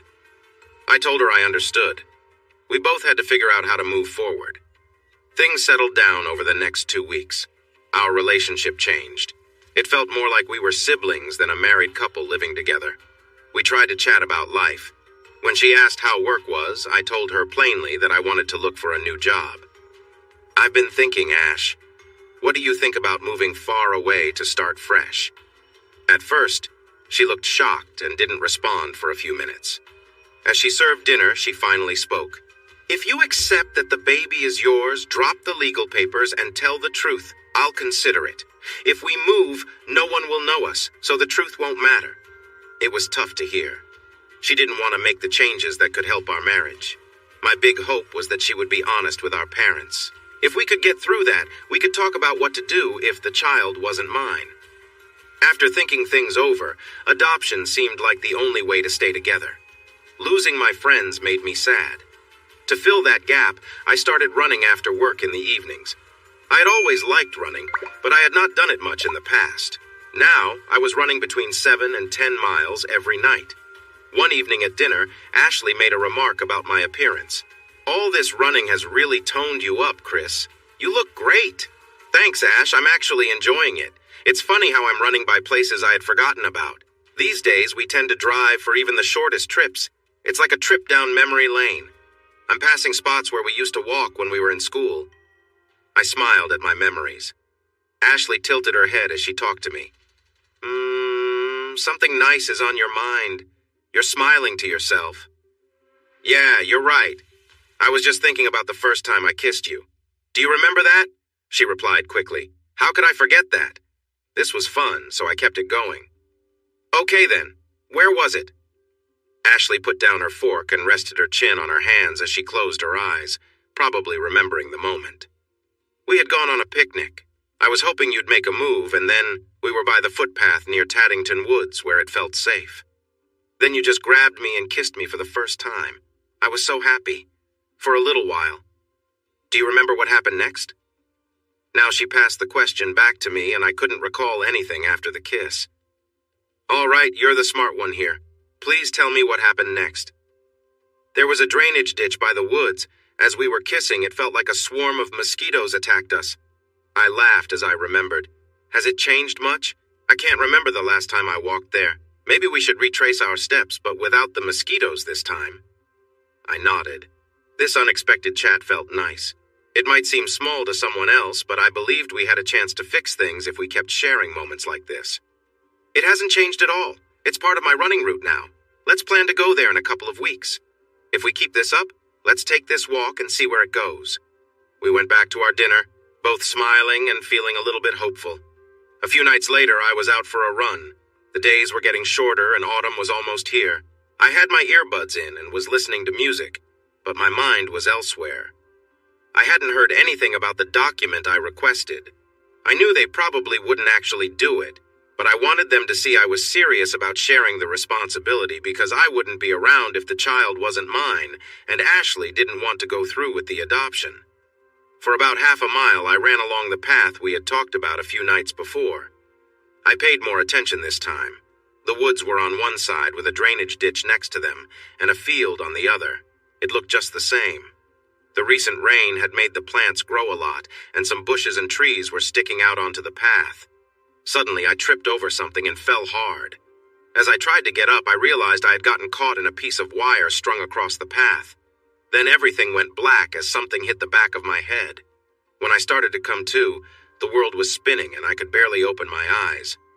"Quick, untangle the wire and wrap the bushes around his feet." It was Rich's voice.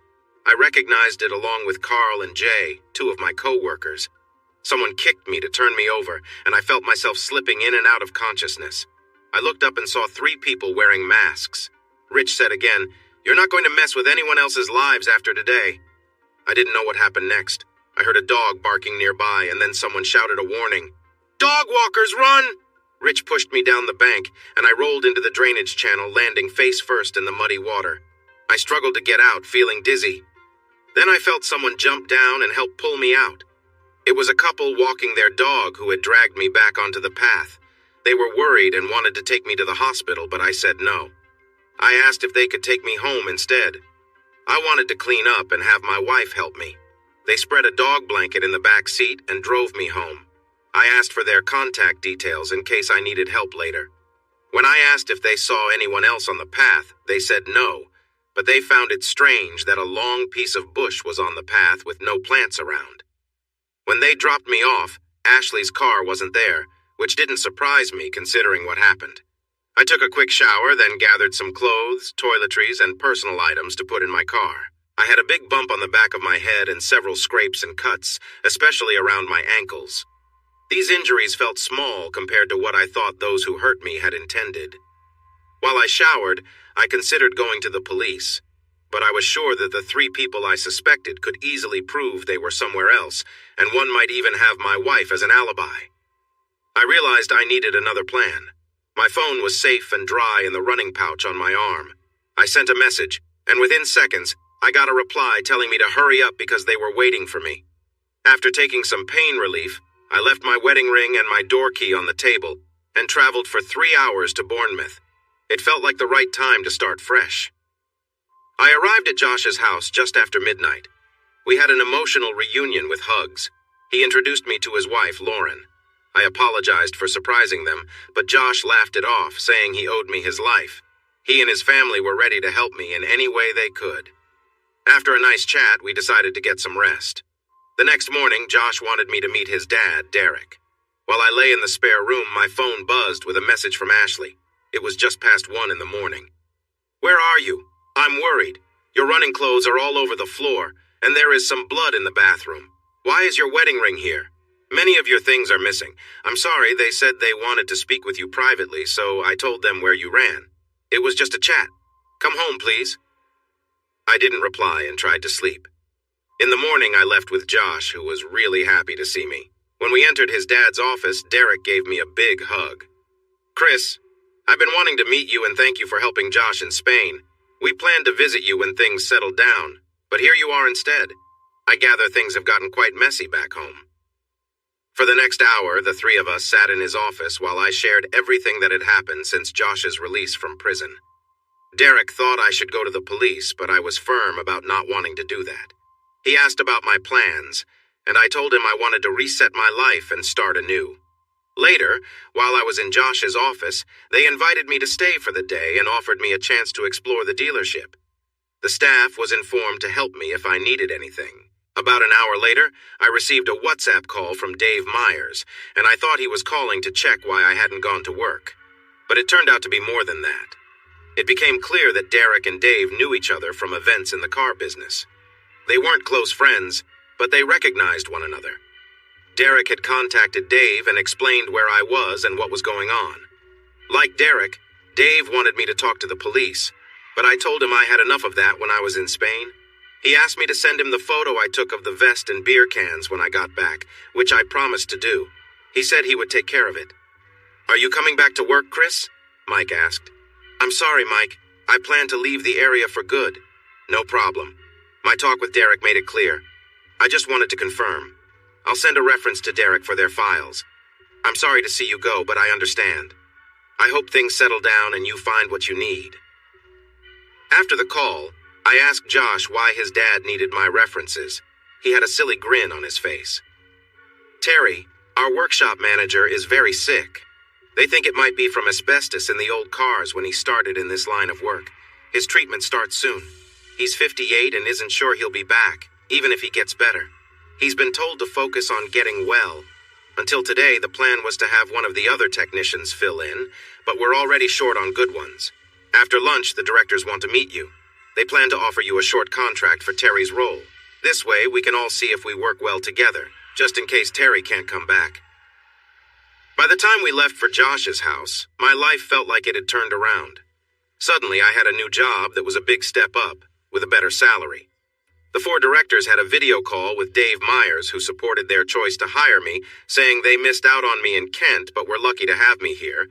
They also decided to send my personal tools and things to my new workplace at their expense.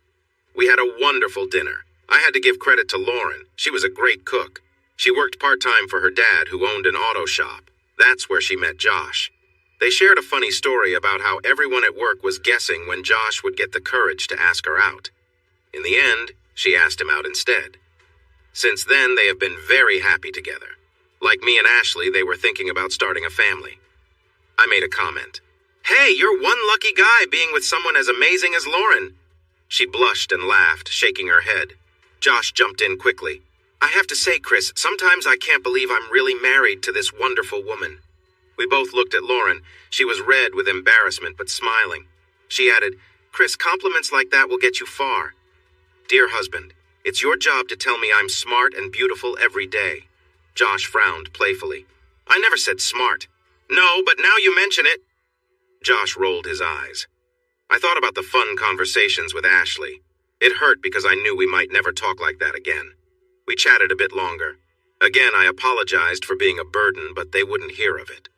Josh was sure that being in that situation brought our lives together, and he was thankful for it.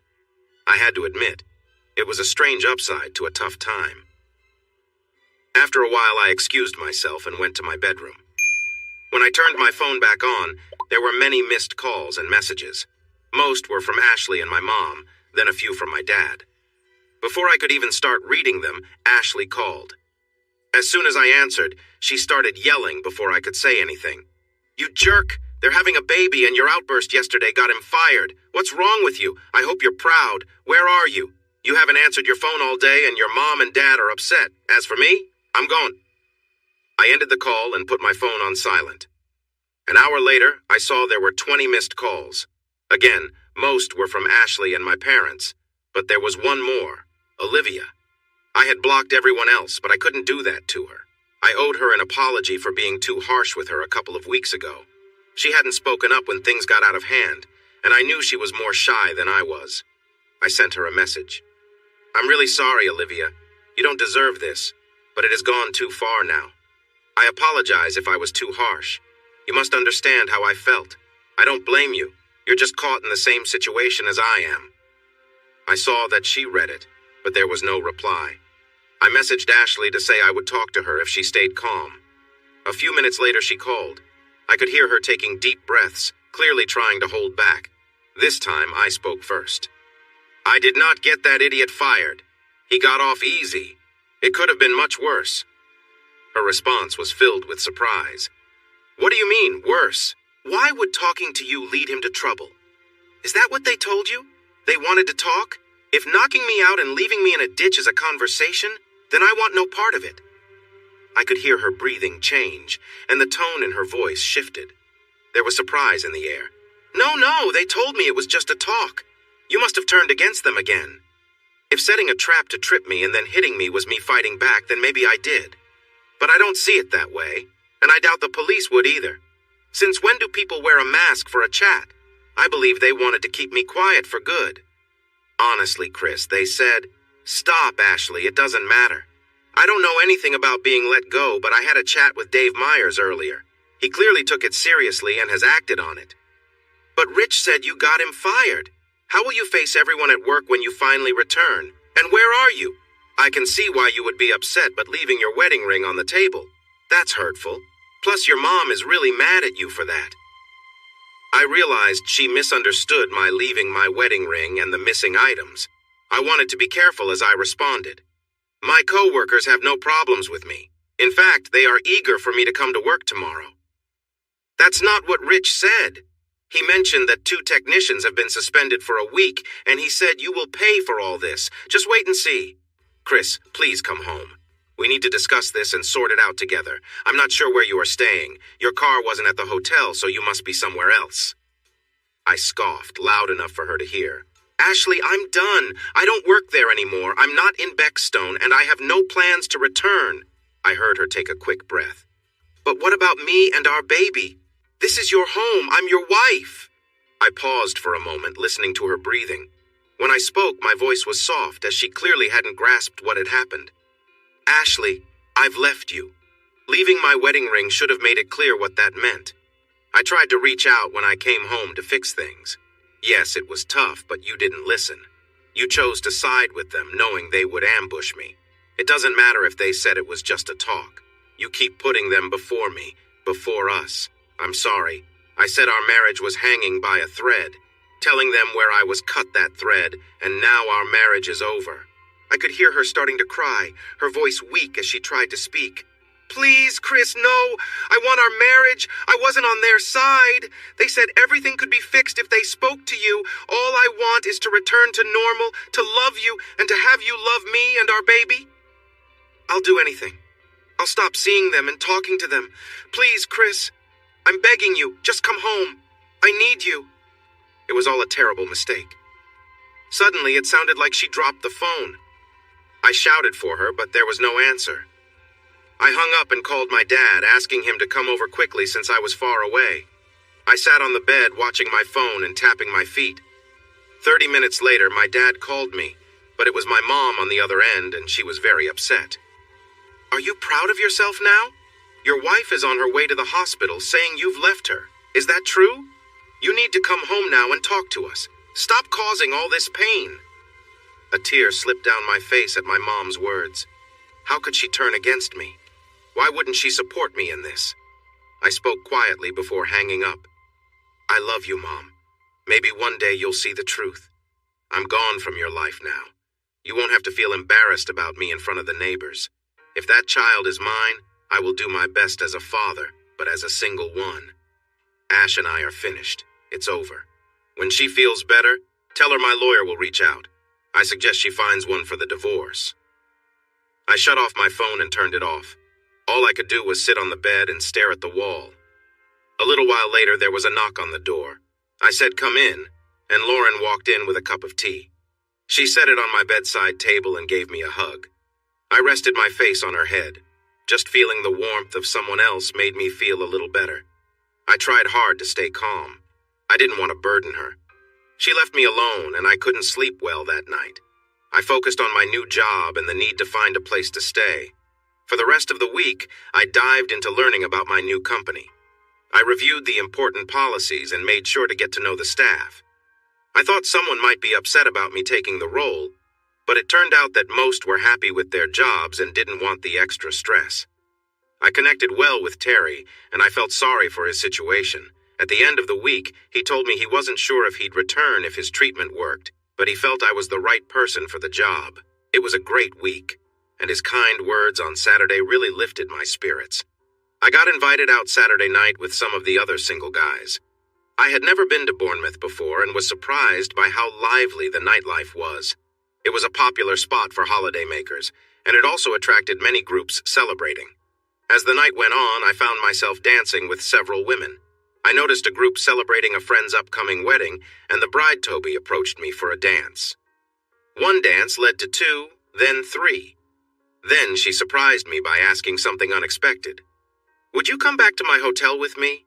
My friend said I should do something fun before I get married.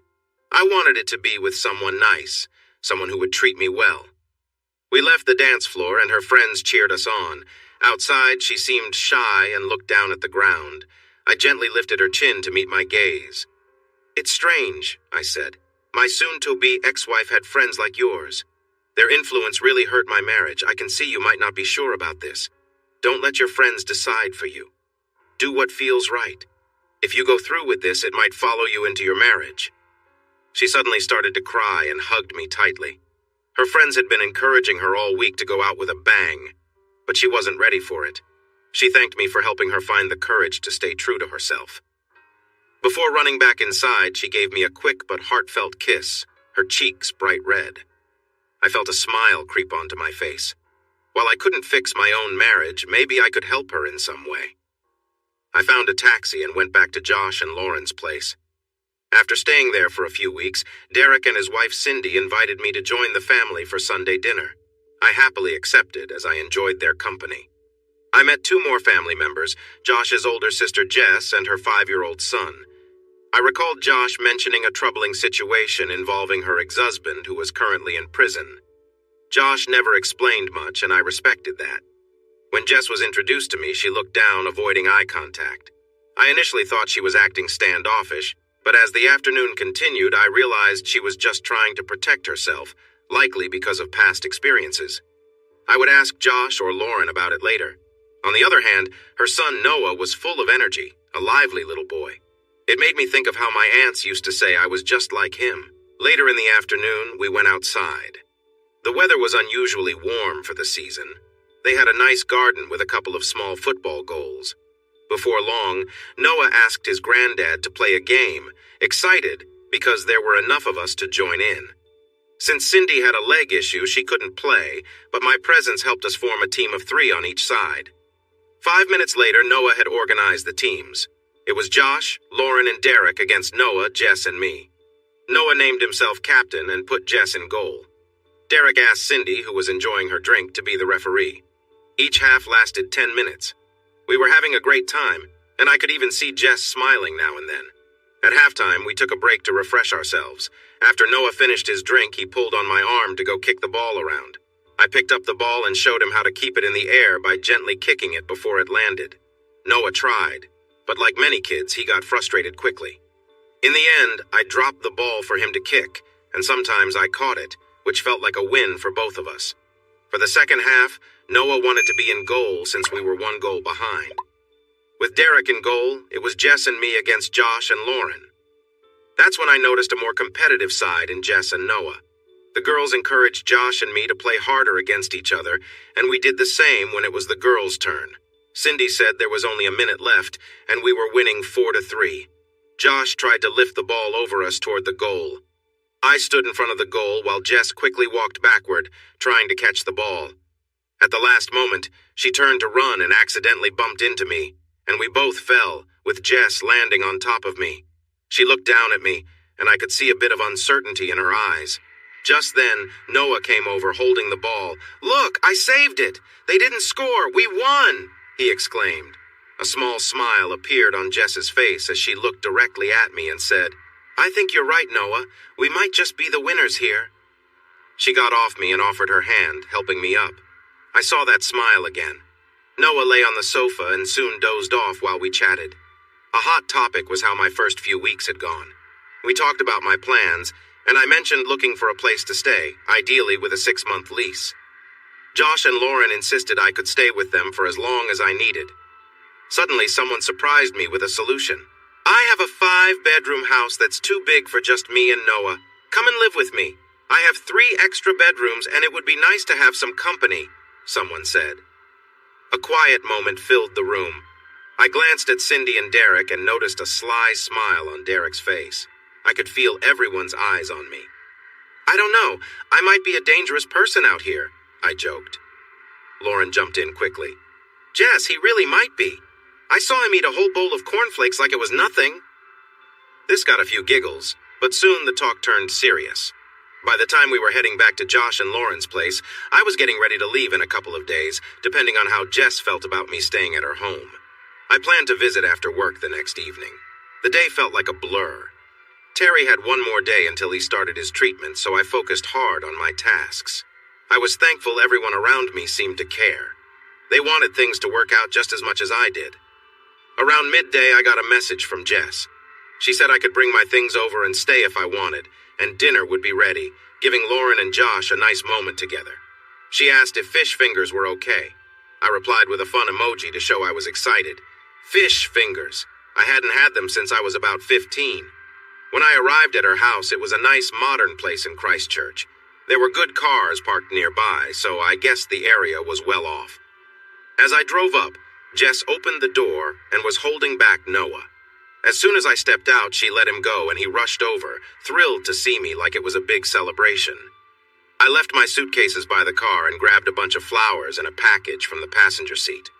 As I walked in, Jess thanked me and blushed when I handed her the flowers. Once inside, she went back to cooking. I asked if I could give Noah the package and she nodded. He excitedly opened it and started bouncing around in joy. I had researched toys for playing keepy uppy. There was a fun harness that came with a small soccer ball. 5 minutes later, Noah was wearing the harness and kicking the ball. After one broken decoration, Jess decided it was an outdoor toy only. He dashed out to the garden as she prepared to serve dinner. I expected frozen fish fingers, but she had not been completely honest. These were homemade with fresh fish and breadcrumbs. They were delicious. As we ate, it seemed like she was caught between 2 feelings I had noticed before. The main side I saw was one of someone who felt hurt, but there were hints of a happier person inside, waiting to come out. After dinner, we tidied up while Noah went back to the garden to play with his new ball. About 30 minutes later, he came back in as it began to get dark. He excitedly led me on a grand tour of the house, with Jess adding in important details along the way. Somehow, she didn't think finding the PlayStation games was as important as having clean bed sheets and towels. After that, we went back downstairs, still excited that I was staying. Jess let Noah play a PlayStation game with me for 30 minutes before getting ready for bed. We got really into playing FIFA 22. When Jess told us to stop, Noah rolled his eyes and looked at me for support. I didn't want to create any trouble. "Noah, when your mom says time's up, we need to follow the rules." "Oh, aren't you the boss?" My dad always said he was the boss, and everyone, even my mom, had to listen to him. I glanced at Jess. She was staring at the floor. It seemed like a sensitive topic, so I tried to make things better. Noah, only your mom is the boss in this house. My mom taught me to respect her, so I always listened to what she said. This is your mom's house, and she is in charge here, just like my mom was in charge in my home. We both have to do what we are asked. Oh, I get it. Kind of like my grandma and grandpa. Jess looked up and smiled a little.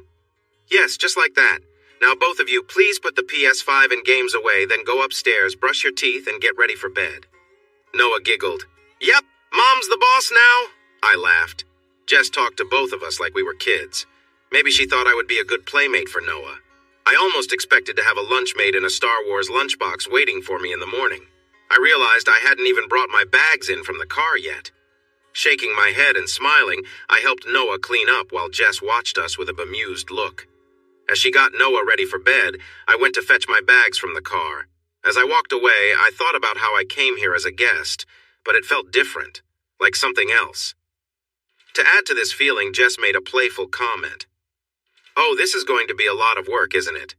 Please tell me I'm not going to be sharing a house with a couple of energetic kids. Again, there was that smile. I hoped to see more smiles as time passed. Before I went to bed, I asked if it was okay for me to have a key. Sorry, Chris. I didn't think of that. There's a spare one in the top drawer by the front door. When I opened the drawer, I couldn't see much because there was a photo frame lying face down. I pulled it out and turned it over. It showed Jess, and I guessed it was her ex-husband. I stood there looking at it, not noticing Jess come into the hallway. She spoke, and I could see the sad look on her face was gone. That's my wedding day. I looked so happy there, and honestly I was. But everything changed. I got rid of every other picture of him except this one in case Noah ever wants to see what his dad looks like. She sighed and continued. I thought I had it all. A caring husband, a nice home, a good job, and both of us wanting kids. But I didn't really know him well. As our marriage continued, he became controlling, a bit rude, and extremely jealous. You heard Noah mention it earlier. He often said things like, I'm in charge, I decide everything. When we went out together, he wanted me to dress nicely, and then would complain if he thought I was being friendly with others. I just wanted to be a good wife, that's all. In the end, things got so bad that he ended up in prison. I believe he deserves to be there. My only regret is not leaving sooner instead of waiting for things to get better. I hope he faces the consequences of his actions. I noticed she was getting emotional as she quickly took the photo from me and put it back in the drawer, shutting it tightly. She placed the keys on top of the drawer and walked away quickly. I was curious about what had happened, and I thought that one day she might share the whole story. The next morning, though, it was like nothing had happened, and life went on. At work, I asked Josh what had gone on with Jess and her ex-husband. He said it was her story and that one day she might talk about it. The family had never gone into detail, and it had been a hard court case. Her ex-husband was facing serious accusations, including significant abuse. I was surprised when Josh told me that he would be gone for 15 years. It must have been very serious. Over the next couple of months when I was out with Noah, people often thought I was his father. Our bond felt strong right away, and I could tell he liked it. Honestly, I did too. I made sure Jess was included.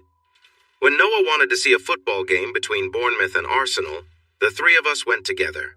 It turned out that neither of them had been to a professional football game before. During halftime, the camera showed the crowd and we suddenly appeared on the big screen. Noah jumped up and waved his arms. The commentator said, "There's one happy family." This changed everything going forward. As we walked home after the game, Noah was super excited. We joked about whether he was thrilled to be on the big screen or just happy about the match itself. Jess said the commentator was right. We looked like a great family together. For the first time, she linked her arm with mine as we strolled home. That evening, Jess surprised Noah by saying that Grandma Cindy and Grandpa Derek wanted to see him and hear all about the game. She asked if I could take him over while she prepared dinner. When I got to Derek and Cindy's, they greeted me warmly. It still felt strange, but they treated me like I was family. Just before I left, Cindy pulled me aside. "I've never thanked you, but thank you for helping my children. You'll always be good in Josh's eyes, but please, I ask you, if you think you might go back to your ex-wife, don't get too close with Jess. She needs care right now." I understand, Cindy. I promise I haven't done anything wrong. I haven't made any advances, and I don't want to cause any trouble. Josh told me her husband was not nice to her, and I remember that. It's similar to the false claims that have been made against me. I stopped Josh from getting hurt, but I haven't done anything for Jess. She smiled and gave me a gentle kiss on the cheek. You don't see what I see, but you've helped Jess more than any doctor could. Please, for both of us, take it easy with her. She might struggle to recover if things go wrong again. With that, I left, feeling a bit confused. Was it obvious that I was starting to like Jess? I wondered if it was just a passing feeling because I was lonely and Jess was there. Other than her linking her arm with mine as we walked home from football earlier, I hadn't noticed any clear signs from her. I would talk to Lauren next time I saw her. She would surely know what I was missing. As I opened the door, a delightful smell from spices and herbs led me into the kitchen. There were pots and pans cooking, which was usual, even though Jess had made a joke about fish fingers when I first met her. She was a great cook, but something was different. Jess was dressed in a way I hadn't seen before. Since I met her, she usually wore casual clothes like joggers, jeans, long skirts, and loose tops. Now she had on an apron over a little black dress, black tights, and kitten heels. Jess's black hair was loosely pinned up and she wore makeup. Normally it was very light, almost as if she wasn't wearing any at all. But tonight her makeup was a bit more noticeable, highlighting her natural beauty. I had noticed this the first time we met. Are you expecting someone tonight? I asked. She stopped cooking, looking quite nervous, and I sensed a hint of fear. Yes, I am. I have a date. I hope that's all right. That surprised me. I hadn't seen it coming. Oh, I'm sorry. You should have told me. I would have made plans to be out of the way. Let me change and I'll leave you in peace in 10 minutes. She stood still, looking at me. When she spoke, her voice was soft. My date is here, unless he doesn't want to be. She took a deep breath and held it in, tears building in her eyes. I realized she was afraid of being turned down by me. Her mom's earlier comment made sense now. I felt foolish. Jess, I'm such an idiot. Of course I'm happy to be here with you. You've gone to so much trouble. Let me change into something nicer for our evening. She sighed with relief, the stress leaving her body as she visibly relaxed. Most importantly, she smiled. Noah had stayed with his grandparents before, and we had acted normally like he was at home. Tonight felt very different. As Jess finished cooking, I quickly showered and put on clothes that felt special for us. I felt a bit nervous. The last date I had been on was years ago with Ashley. As we sat together, we both felt a little anxious, even though we were getting comfortable around each other. Looking at Jess, it really felt like a date. I needed to start acting like it. I took a breath to gather my courage. I feel like a very lucky guy tonight. When my friend Josh got engaged, he used to pinch himself to check he wasn't dreaming. I guess I need to do the same now because you look amazing, Jess. She smiled at the compliment. Well, Chris, for a lodger, I have to say, you clean up nicely. I bet there are lots of single women in Bournemouth who would love to be in my place right now. Feeling a bit proud, I grinned and replied softly, Well, they are out of luck. I'm here with the most beautiful woman in Bournemouth, and I'm not going to let that go. Jess blushed and looked away with a playful smile before she responded. We should eat this meal. If you keep flattering me, I might end up reheating the food here at the table instead of going to the kitchen. I raised an eyebrow at her words. So, I'm making you feel flustered? Just sitting here admiring you is having a similar effect on me. Jess's face turned even redder as she laughed, covering her face with her hands. No, that came out wrong. I meant that you make me blush. It's just my face getting warm, not... Oh, you know what I mean. I looked at her closely. That's too bad because I really meant what I said. Jess peeked at me through her fingers and I was smiling at her. We both burst into laughter. Throughout dinner we chatted, sharing light, playful conversation that made us both feel good. After we finished our meal, we went to the lounge. I asked Jess about cleaning up, but she said it could wait. She wanted our first official date to be special. In the lounge, she stopped and turned to me. I noticed she looked a bit scared. I walked up and stood in front of her. Jess, I know you've been hurt before. We're both navigating something new here. Let's take things at your pace. With that, she wrapped her arms around my neck and we slowly leaned in for a kiss. It started gently, but soon we were kissing more passionately. After a moment, we pulled apart and she smiled. That was worth the 3 years of waiting, Chris. We put on some soft music and spent the next hour sharing sweet moments and slow dancing. She seemed relaxed, but when I reached to unzip her dress, she tensed up. I stopped right away. She pulled me close and whispered, "I'm sorry, Chris. I'm not ready for that yet. I want to be open, but I need to overcome my fears." I didn't say anything. I just held her close. She relaxed again. We watched a movie that didn't really matter to me. From the moment I met Jess, I saw the beautiful person behind her strong exterior. Part of that beauty was her love for Noah. Tonight, for the first time, I saw the real Jess. I realized my feelings for her had grown stronger than I had admitted. I hadn't realized she felt the same way. Eventually, we went to our separate rooms and we didn't talk about it. If things were meant to grow, I was fine to let them unfold naturally. Later, I rolled over and was surprised to see Jess beside me, looking at me with a smile in the dim light. "I'm sorry, I didn't mean to wake you. I was in my bed, but I wanted to be here with you, so I crept in a little while ago. Watching you sleep helps me feel at peace." As she said this, she moved closer, and our lips met again. I felt her gentle warmth, and my hand found its way to her shoulder. I suddenly felt a flutter in my stomach like butterflies. It reminded me of how I felt years ago when I was first close to someone. Back then, it was two people unsure of what they were doing, learning from their first experience. Now, it was two adults who understood that it was about sharing a connection.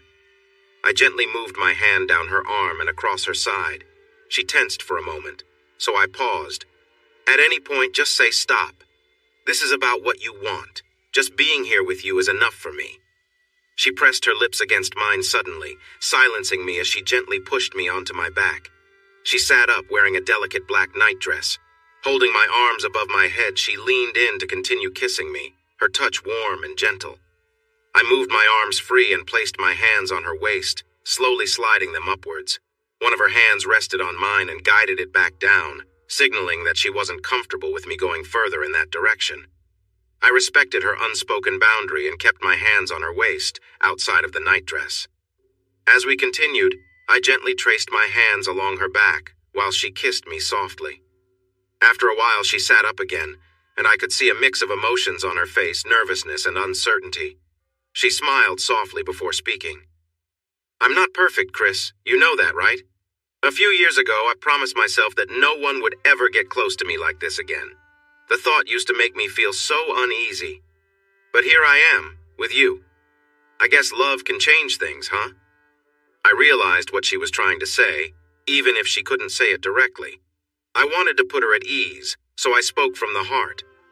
"I've tried to ignore my feelings, Jess, but over these past months, since I moved in, my life has felt more complete than ever. Both you and Noah have become a part of me in ways I didn't expect. If you're not ready, that's okay.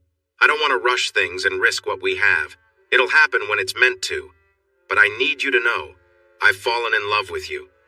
She smiled warmly, understanding my words. Then, with a steadying breath, she leaned down. "Chris, this is the right time, and I want this now."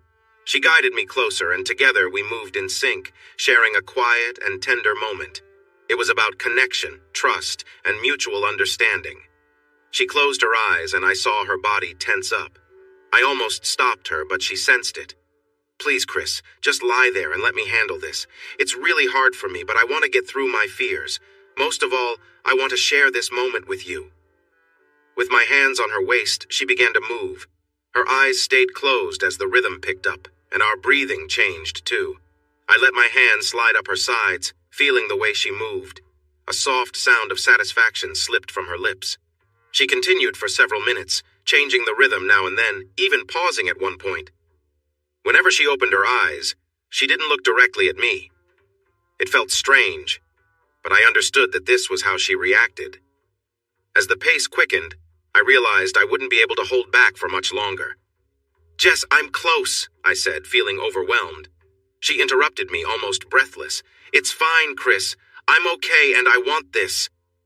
That made me lose control, and I felt a rush of emotion.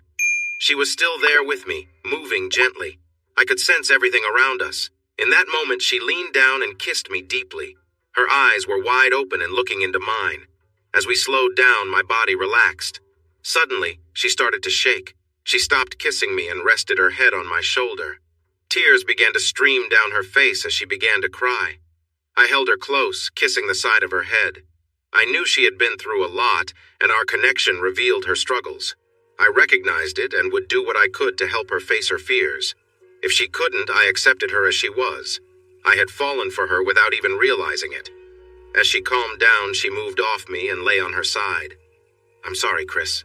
All my fears, worries, and relief came out at once. I've only talked to a therapist about what happened in the past.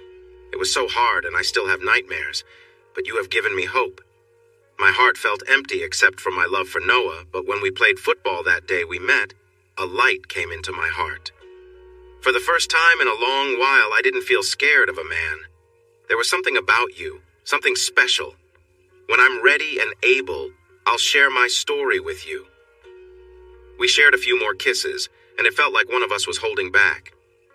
"Jess, do you want me to be with you again? I mean, you didn't." A finger touched my lips, telling me to stop. "Save it, my dear. That was something I haven't felt in a long time. All I can say is, things will get better, and there's a lot for us to discover together." We lay in each other's arms, feeling the warmth between us. After a few minutes, her breathing became steady. A quick look at her face showed she had fallen asleep. I wondered what worries haunted her. I hoped that as we continued to grow closer, she would let me in completely so I could understand and support her. I felt happy and at peace.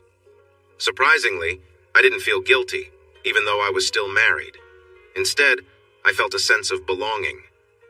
We stayed in bed until 10 in the morning, then got ready to visit her parents. In less than a day, everything had changed between us. As we left, she kissed me softly on the lips before we got in the car.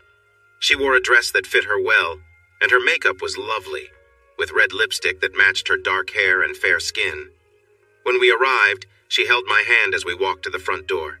"Jess, don't do this for me." "I'm not. I'm doing this for myself, for us. I'm feeling good about this, so don't overthink it." Derek reached the door before Jess could open it. His face lit up with a big smile. Suddenly, Noah squeezed between us, wrapping an arm around each of our waists. It hit me I now had a family. At dinner, everyone was smiling at us. When I glanced at Jess, she was bright red. She turned to the table and asked, "What?" Lauren quickly replied, "It's about time." The four of them chuckled, clearly enjoying our awkwardness. Soon, 5-pound notes were being passed down the table to Cindy. It seemed strange that we all were contributing for something, and I pulled out a $5 from my wallet. Josh laughed and shook his head. "Not you two. You weren't part of the bet." "What bet?" I spoke before thinking, and soon I was feeling embarrassed. Lauren then pointed out, "My 5 was on last weekend, but Cindy said it would be this one, so she collects." Jess turned even redder as she replied, "But we haven't said anything." Cindy ended it with a laugh. "Your faces say it all. You might as well have walked in with a big sign and a band announcing, 'Yes, we did it. We're together now.'" As things settled down, Noah realized that something important had happened. When he saw us holding hands at the table, he ran over and gave me a fist bump. "See, I told you, Granddad, Chris is going to be my new dad. Dad." For the first time ever, someone called me Dad.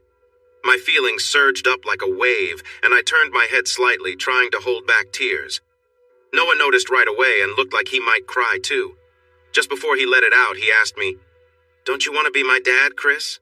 I gave him a big hug and told him that sometimes people cry because they are so happy. That's how I felt right then. Jess reached over, wiped a tear from my eye, and we shared a happy moment together. By the time we got home, it was much later than usual. After helping Noah settle into bed, we curled up together on the sofa. My phone buzzed with a message, and after reading it, I passed my phone to Jess.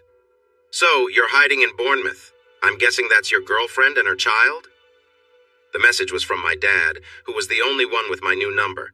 He also sent a picture from yesterday's game. "Call him and let him know about us. They need to hear it from you. They might accept that it's over between you and Ashley," Jess suggested. I called him, and soon my uncle, a big Arsenal fan who was there yesterday, answered. I told him yes, Jess and Noah were my family and we were living together. He let out a sigh. Your mom is sure you'll return to Ashley. She keeps telling Ashley that too. I want you to be happy, Chris. You looked happy in that photo. I have some questions. Is it really over with Ash? What if the child is yours? And is this new woman serious? It seems fast. You haven't even started the divorce yet. Dad, I've got Jess here with me on speaker. If the child is mine, I'll be the best dad I can. But it's over with Ashley. There's no turning back, it's just not happening. I haven't filed for divorce yet because my lawyer advised waiting until the baby is born to establish paternity. After that, I'll be filing, unless Ashley does it first. As for Jess, it's still new for us. Neither of us expected to find each other, it just happened. Jess and Noah are the good things that came from my tough time. I'm happy, but I promise I won't ignore my responsibilities if that baby is mine. Jess kissed me on the cheek, and we sat quietly, waiting for my dad to respond. I knew he wouldn't rush his thoughts. He was thinking about what I had just told him. All right, son. I will let your mother know you contacted me. I will try to help her understand that it is over between you and Ash, but I doubt she will accept that. Jess, I'm sorry this is the first time we are talking. Still, thank you for bringing some joy back into my son's life. If that picture says anything, that phone call strengthened our bond. It gave Jess the comfort that I had been honest about my feelings. Everything seemed to be getting better. I did have some money troubles trying to balance my expenses, including my mortgage and bills back home as the lawyer had advised. I used Jess's family's information to keep my location private. Jess assured me not to worry about her bills. They were all taken care of and would be for a long time because of funds from her divorce.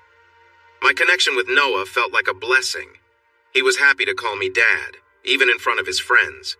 Jess helped him see that he had a real dad. She used one of his friend's situations, explaining that even though that Dad was away, they might meet when he grew older. Noah seemed content with that. A month later, my dad messaged me asking me to call him right away. When we spoke, he shared the sad news. Ashley's parents had died in a car accident on their way to their home in Spain. Their car had crossed the road and crashed into a truck. The report showed that Ashley's dad had a heart attack and likely didn't survive the crash. I sent Ashley a card to express my sorrow. The funeral was set for 3 weeks later. Dad asked me to make an effort because Ashley was still considered my wife, and he mentioned she was having a tough time. I kept thinking about whether I should attend the funeral. In the end, Jess suggested I should go to show my respect and support for Ashley and my family. She came with me back to Kent, but we stayed in Maidstone, away from my old neighborhood. The night before the funeral, we met Dad for a quick drink. He left early to avoid drawing attention. Ashley was staying with my parents. Dad asked if I would be there for Ashley during the funeral. I hesitated, but Jess told him I would support her. She held my hand. It would be difficult for both of us, but we would manage. Jess dropped me off down the road from my parents' house and headed to the Ashford Outlet Center. She thought some shopping might help her cope with the day. I offered to help her with some money, but she turned it down, saying everything was already taken care of. All she really wanted was a night full of love and happiness. When I entered my parents' house, my mom stood there looking at me with a frown. I opened my arms for a hug. She came to me and hugged me tightly, and I could feel her crying against my chest. "I've missed you, Mom." Hearing that made her cry even more, and she held me even closer. After a moment, she stepped back and wiped her tears. Then she took me to the sunroom. Ashley was sitting there, and it was clear that her pregnancy was showing. She started to get up, but I signaled for her to stay seated. My parents took 2 chairs, so I ended up sitting next to Ashley. As soon as I sat down, she burst into tears. Jess had told me to be there for her, but to set some boundaries if I needed to. I reached over to her and took her hand. She looked at me as I spoke. "I'm really sorry for your loss, Ashley. They were good people. I'm here for you today because I know you need support. Does this mean you're back in my life?" Her eyes held a bit of hope, but I could see she was afraid it wasn't true. "I'm sorry, Ashley, but I've moved on. Any hurt or blame from the past has faded away. It was a tragic mistake, and we should both learn from it. I don't hate you. There's still some care for you in my heart, but that's all that's left, and it won't change." She wrapped her arms around my neck, and her crying grew stronger. I gently held her. When I glanced at my mom, I saw a look of disapproval. Maybe she thought this was her last chance to get me and Ashley back together. The funeral was unusual. In their will, they asked to be cremated together if they passed away around the same time. They got their wish. Their ashes were placed in a special casket meant for both of them. I stayed with Ashley the whole time, holding her hand as she faced the ceremony. As family and friends came by to offer their condolences, some completely ignored me, including a few former friends who looked at me with anger. I suppose they felt it should have been me being honored, not Ashley's parents. I stayed quiet and focused ahead. I noticed 2 people weren't there, Rich and Olivia. I planned to ask my dad about them later. At the wake, most people overlooked me, likely because of the rumors that lingered. My mom approached me, urging me to stay for Ashley and the baby's sake. I pulled out my phone and showed her a picture of me, Jess, and Noah enjoying a fairground ride. She walked away, upset. I texted Jess to let her know I'd be leaving soon since I had been at the wake for nearly 2 hours, and people were starting to leave. I suddenly heard a loud argument near the bar in the pub. Jacob's drunken voice stood out sharply. "Where is that loser? What kind of husband leaves his pregnant wife to take care of everything alone? He's just scared of being a dad. Now he comes here pretending to help before he disappears again." He started to walk toward me, his fists clenched, clearly angry. My dad stepped in to calm things down. "Jacob, this is not the right time or place for this. You need to stop and think about how this affects everyone else." Jacob reacted with scorn. "What? Like your son who mistreats his wife? You must be so proud." Just then, Ashley appeared and slapped Jacob across the face. "Be quiet, Jacob. You ruined my marriage with your lies. I won't let you disrespect my husband anymore." The room filled with gasps, and my mom looked shocked as she realized the truth she had been kept from. I spoke firmly as I headed for the exit. "If the child is mine, I will be there for it. Ashley knows that. But are you both ready to take care of it if the child is yours?" Another gasp echoed in the pub as I walked out. Jess was waiting for me on the road. As I opened the door, Ashley called out in distress. "Chris, I love you. I've always loved you. I did what you asked, and everyone knows the truth now. Please come home. I need you, and the baby needs you." Her last words were muffled as tears fell and she sank to the ground. We stayed still while my parents went to support her. Jess looked at me with concern before asking, "Chris, what do you want to do now?" "Jess, please take me away from here. I can't stay any longer." I leaned back and closed my eyes, feeling overwhelmed by what had just happened. As we drove home, I explained everything to Jess. I noticed her thinking, wondering if she would ask what was on her mind. "How are you feeling, Chris? If things are as you say, this news will spread. You mentioned your mom looked shocked when the truth came out. Maybe she'll understand you were telling the truth. I hope so, especially with Christmas coming. It would be nice to meet them, along with Noah. What do you think?" I hesitated to answer, and Jess noticed my pause. Her grip on the steering wheel tightened a bit. "Jess, this has been a lot to take in, especially with Ashley showing up like that. I'm being honest with you. We are married, and we still are for now. Then there's the baby she is expecting, and it might be mine. I really want to be a part of its life. Can we figure out a way for me to be a part-time dad, even from a distance? Can you manage having another child stay with us now and then, if I can get the rights to do that? If the baby isn't mine, I don't care. But if it is, it would hurt so much not to be involved.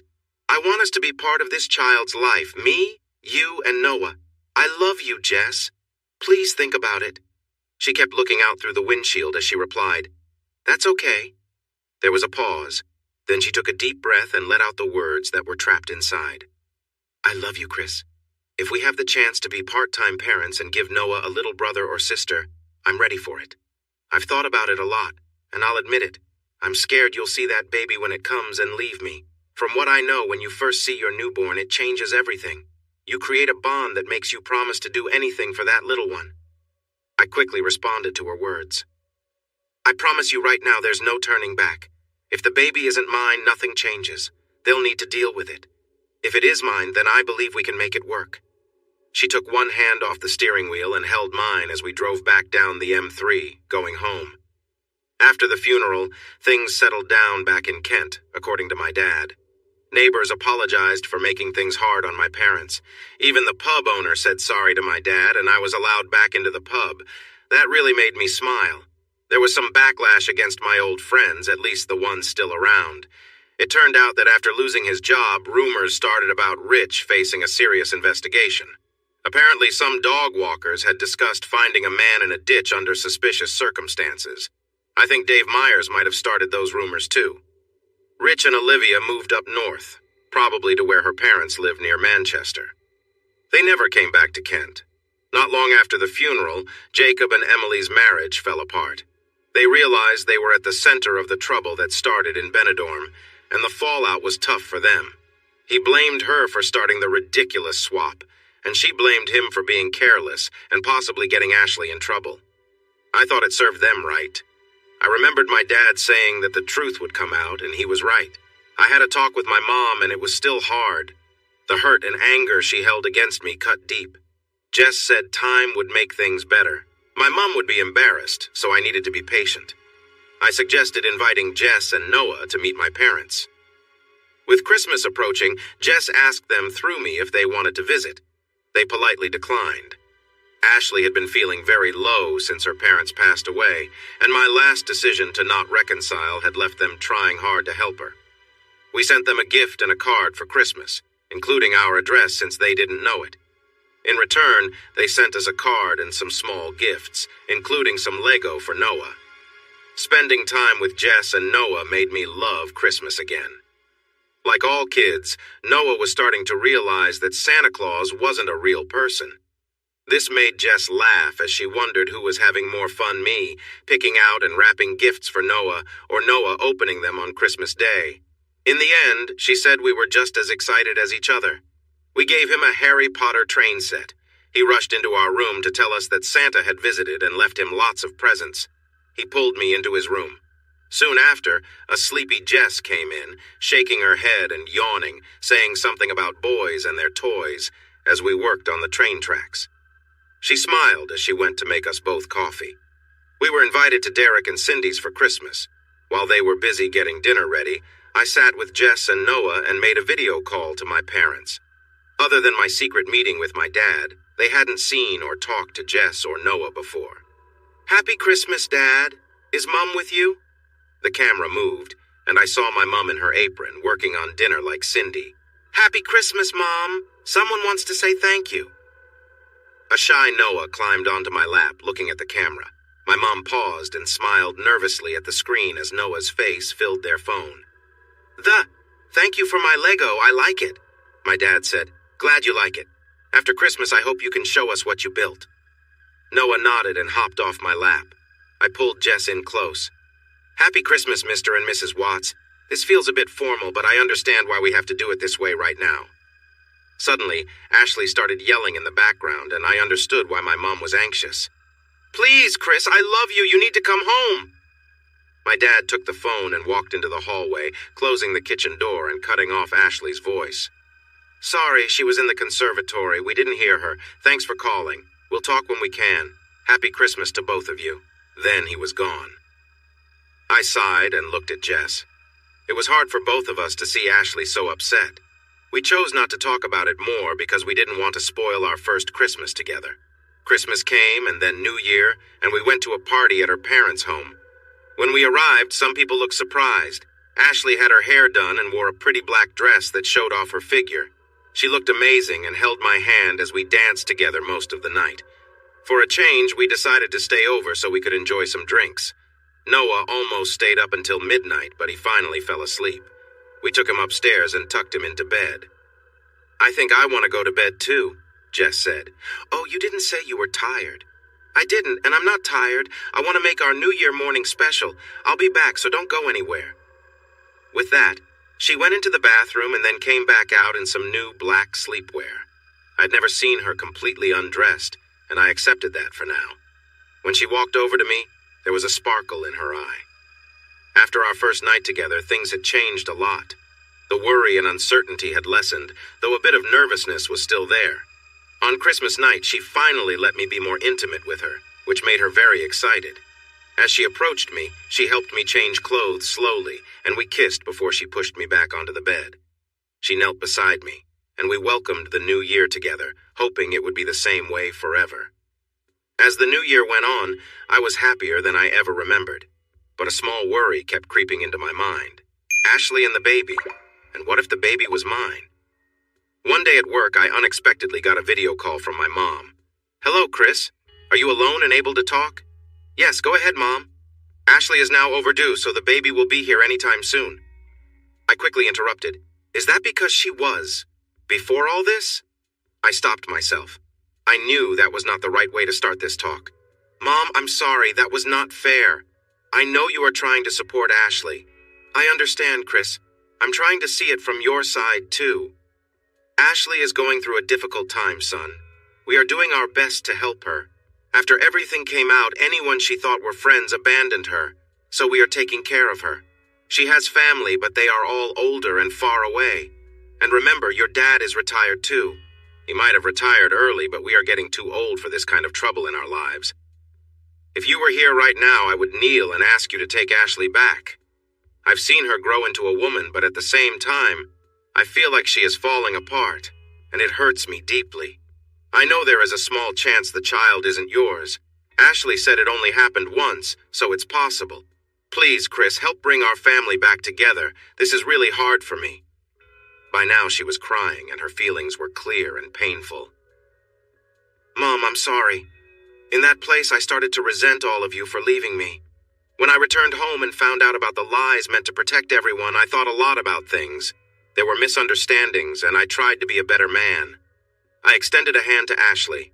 She chose to stay with them, thinking it was the right choice to fix things. But it wasn't.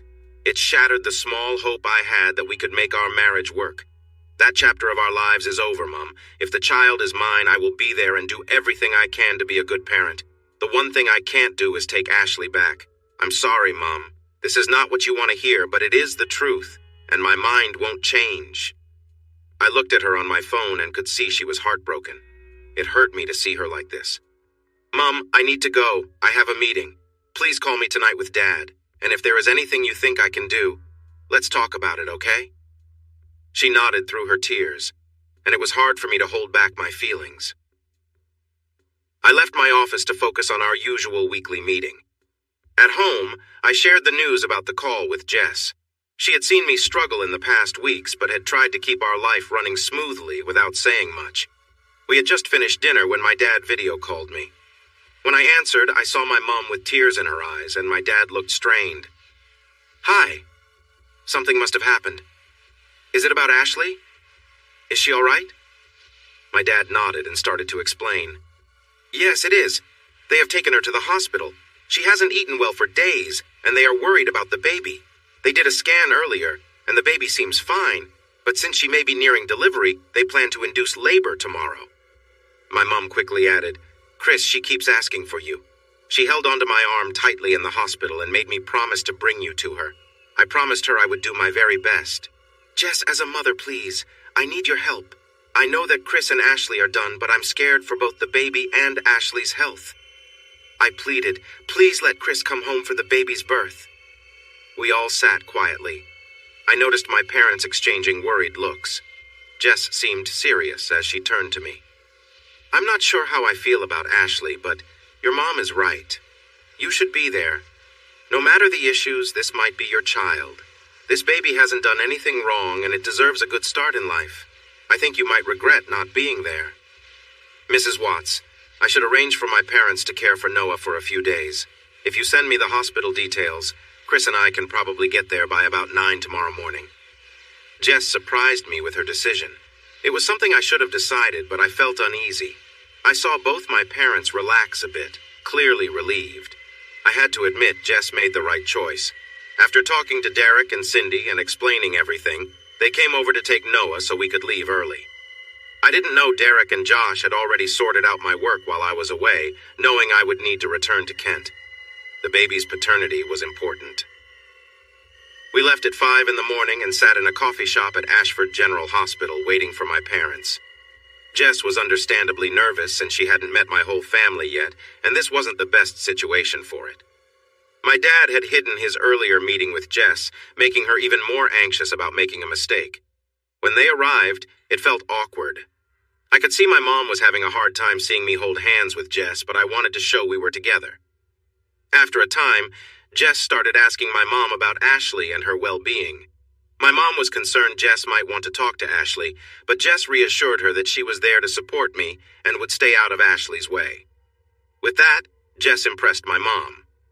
When we finished our coffee, my mom suggested that Jess and my dad get to know each other while I went to see Ashley. I kissed Jess before following my mom. "You've picked a good partner, Chris. When I first heard you had a girlfriend, I didn't like her without knowing her. I regret that Christmas didn't happen. We've been in a tough spot with Ashley. I promise, once everything settles down, I want to come visit your home. Will you let us back into your life?" I paused and gave her a hug. "Mom, we both really want you to be part of our lives. You will always have a place with us, I swear. But let's address the big question. Honestly, not knowing if this baby is mine is really hard for me. Jess notices it too, but hasn't said much, just supporting me. I just want to find out, so we can figure out how to move forward." She stepped back and smiled at me. We walked down the hall until we reached the maternity ward to see Ashley. I was shocked at how much she had changed since the last time I saw her. She was clearly pregnant, but she looked frail and worn. She seemed older, and it looked like she stopped caring for herself, so different from the Ashley I remembered. When she saw me, tears filled her eyes, but that was all she could manage. When she spoke, it was like she had given up. "Thank you for coming, Chris. I wasn't sure you would. Your parents have been so nice to me, really taking care of me. I know you might not want me around, but I'm hoping that when you see and hold your baby, it will help fix things. You'll do the right thing and come home." She seemed emotionally drained. Instead of the worried woman I had grown used to, her voice was calm now. I couldn't tell if she was just going through the motions, or if she still believed the baby could change everything. A doctor arrived and introduced herself. I was introduced as Ashley's partner, which earned me a stern look from the doctor. She explained what would happen next and mentioned she would return later to start the process of delivery. With that, she left, instructing the nurses to prepare Ashley. Ashley reached out to me, and I took her hand. The feelings I had for her were more like those for a sibling now. We started chatting among ourselves. My mom led the conversation, carefully avoiding any heavy topics. Suddenly, Ashley shivered, looking surprised, and it made me anxious. "Are you all right?" She smiled and guided my hand to her belly. For the first time, I felt the baby moving inside her. It filled me with mixed emotions. "You've missed all of this, Chris, and that really saddens me. I wish you could have been there when I first felt the baby move. It was so special." "Ash, believe me, I've thought many times about what I've missed, but we still don't know for sure, do we? I wish you had taken the DNA test. It would have made everything easier." She gently released my hand and laid them both on the bed. She looked up at the ceiling, calm but with tears starting to fall. I glanced at my mom for help. She shook her head slightly, telling me to let Ashley speak for herself. She began to talk softly. "Every day, Chris, I think about my choices. It was Emily's idea. I thought it was a good way to handle those trips to Benidorm, so I went along with it. I foolishly believed you were part of it. But the next morning, when we were all messaging about how fun it had been, Olivia said nothing happened between you two. She even said she thought you didn't know she was there. That's when my doubts and fears began. I thought you were so drunk you just fell asleep while I—" She paused, taking a deep breath. I could see this was hard for her. I squeezed her hand, and my mom did the same from the other side of the bed. Ashley collected herself and continued. "You suddenly looked out of place. Other than Olivia, we wore the guilt of our mistakes. I tried to hide it from you. I wanted us to go home and pretend none of this happened. I know it was foolish. When things got serious, everyone panicked, especially when the police showed up. Someone said you lost control because you found out I was expecting." She let out a small laugh before continuing. "Strangely, there was a bit of truth in that. After you were taken away and we were giving our statements, I was upset with you. I thought you knew everything and were just too drunk to remember. It wasn't until later that night at our house that Olivia finally admitted she hadn't told you about the plans. That was when I realized you were innocent. But by then, it was too late. You had been unfairly caught up in this, and everyone else was more worried about the truth coming out than facing up to what they did." She became emotional, and my mom tried to calm her down. Ash, take it easy. It's all done now. You did the right thing by telling the truth. Anyone except your old friends knows you're not a bad person. Remember, most of them faced serious consequences for what happened. But Chris thinks I'm a bad person. That's why he left me. I was so foolish. I didn't listen to him. I listened to them instead. They were scared he would expose everything if it went to court. They told me they wanted to talk with Chris to settle things for everyone's sake and to prevent it from getting worse. I discovered where they could be alone. I didn't realize they were going to hurt him, maybe even worse. I jumped in because she seemed too upset, especially being so close to having a baby. Ash, stop. You didn't know.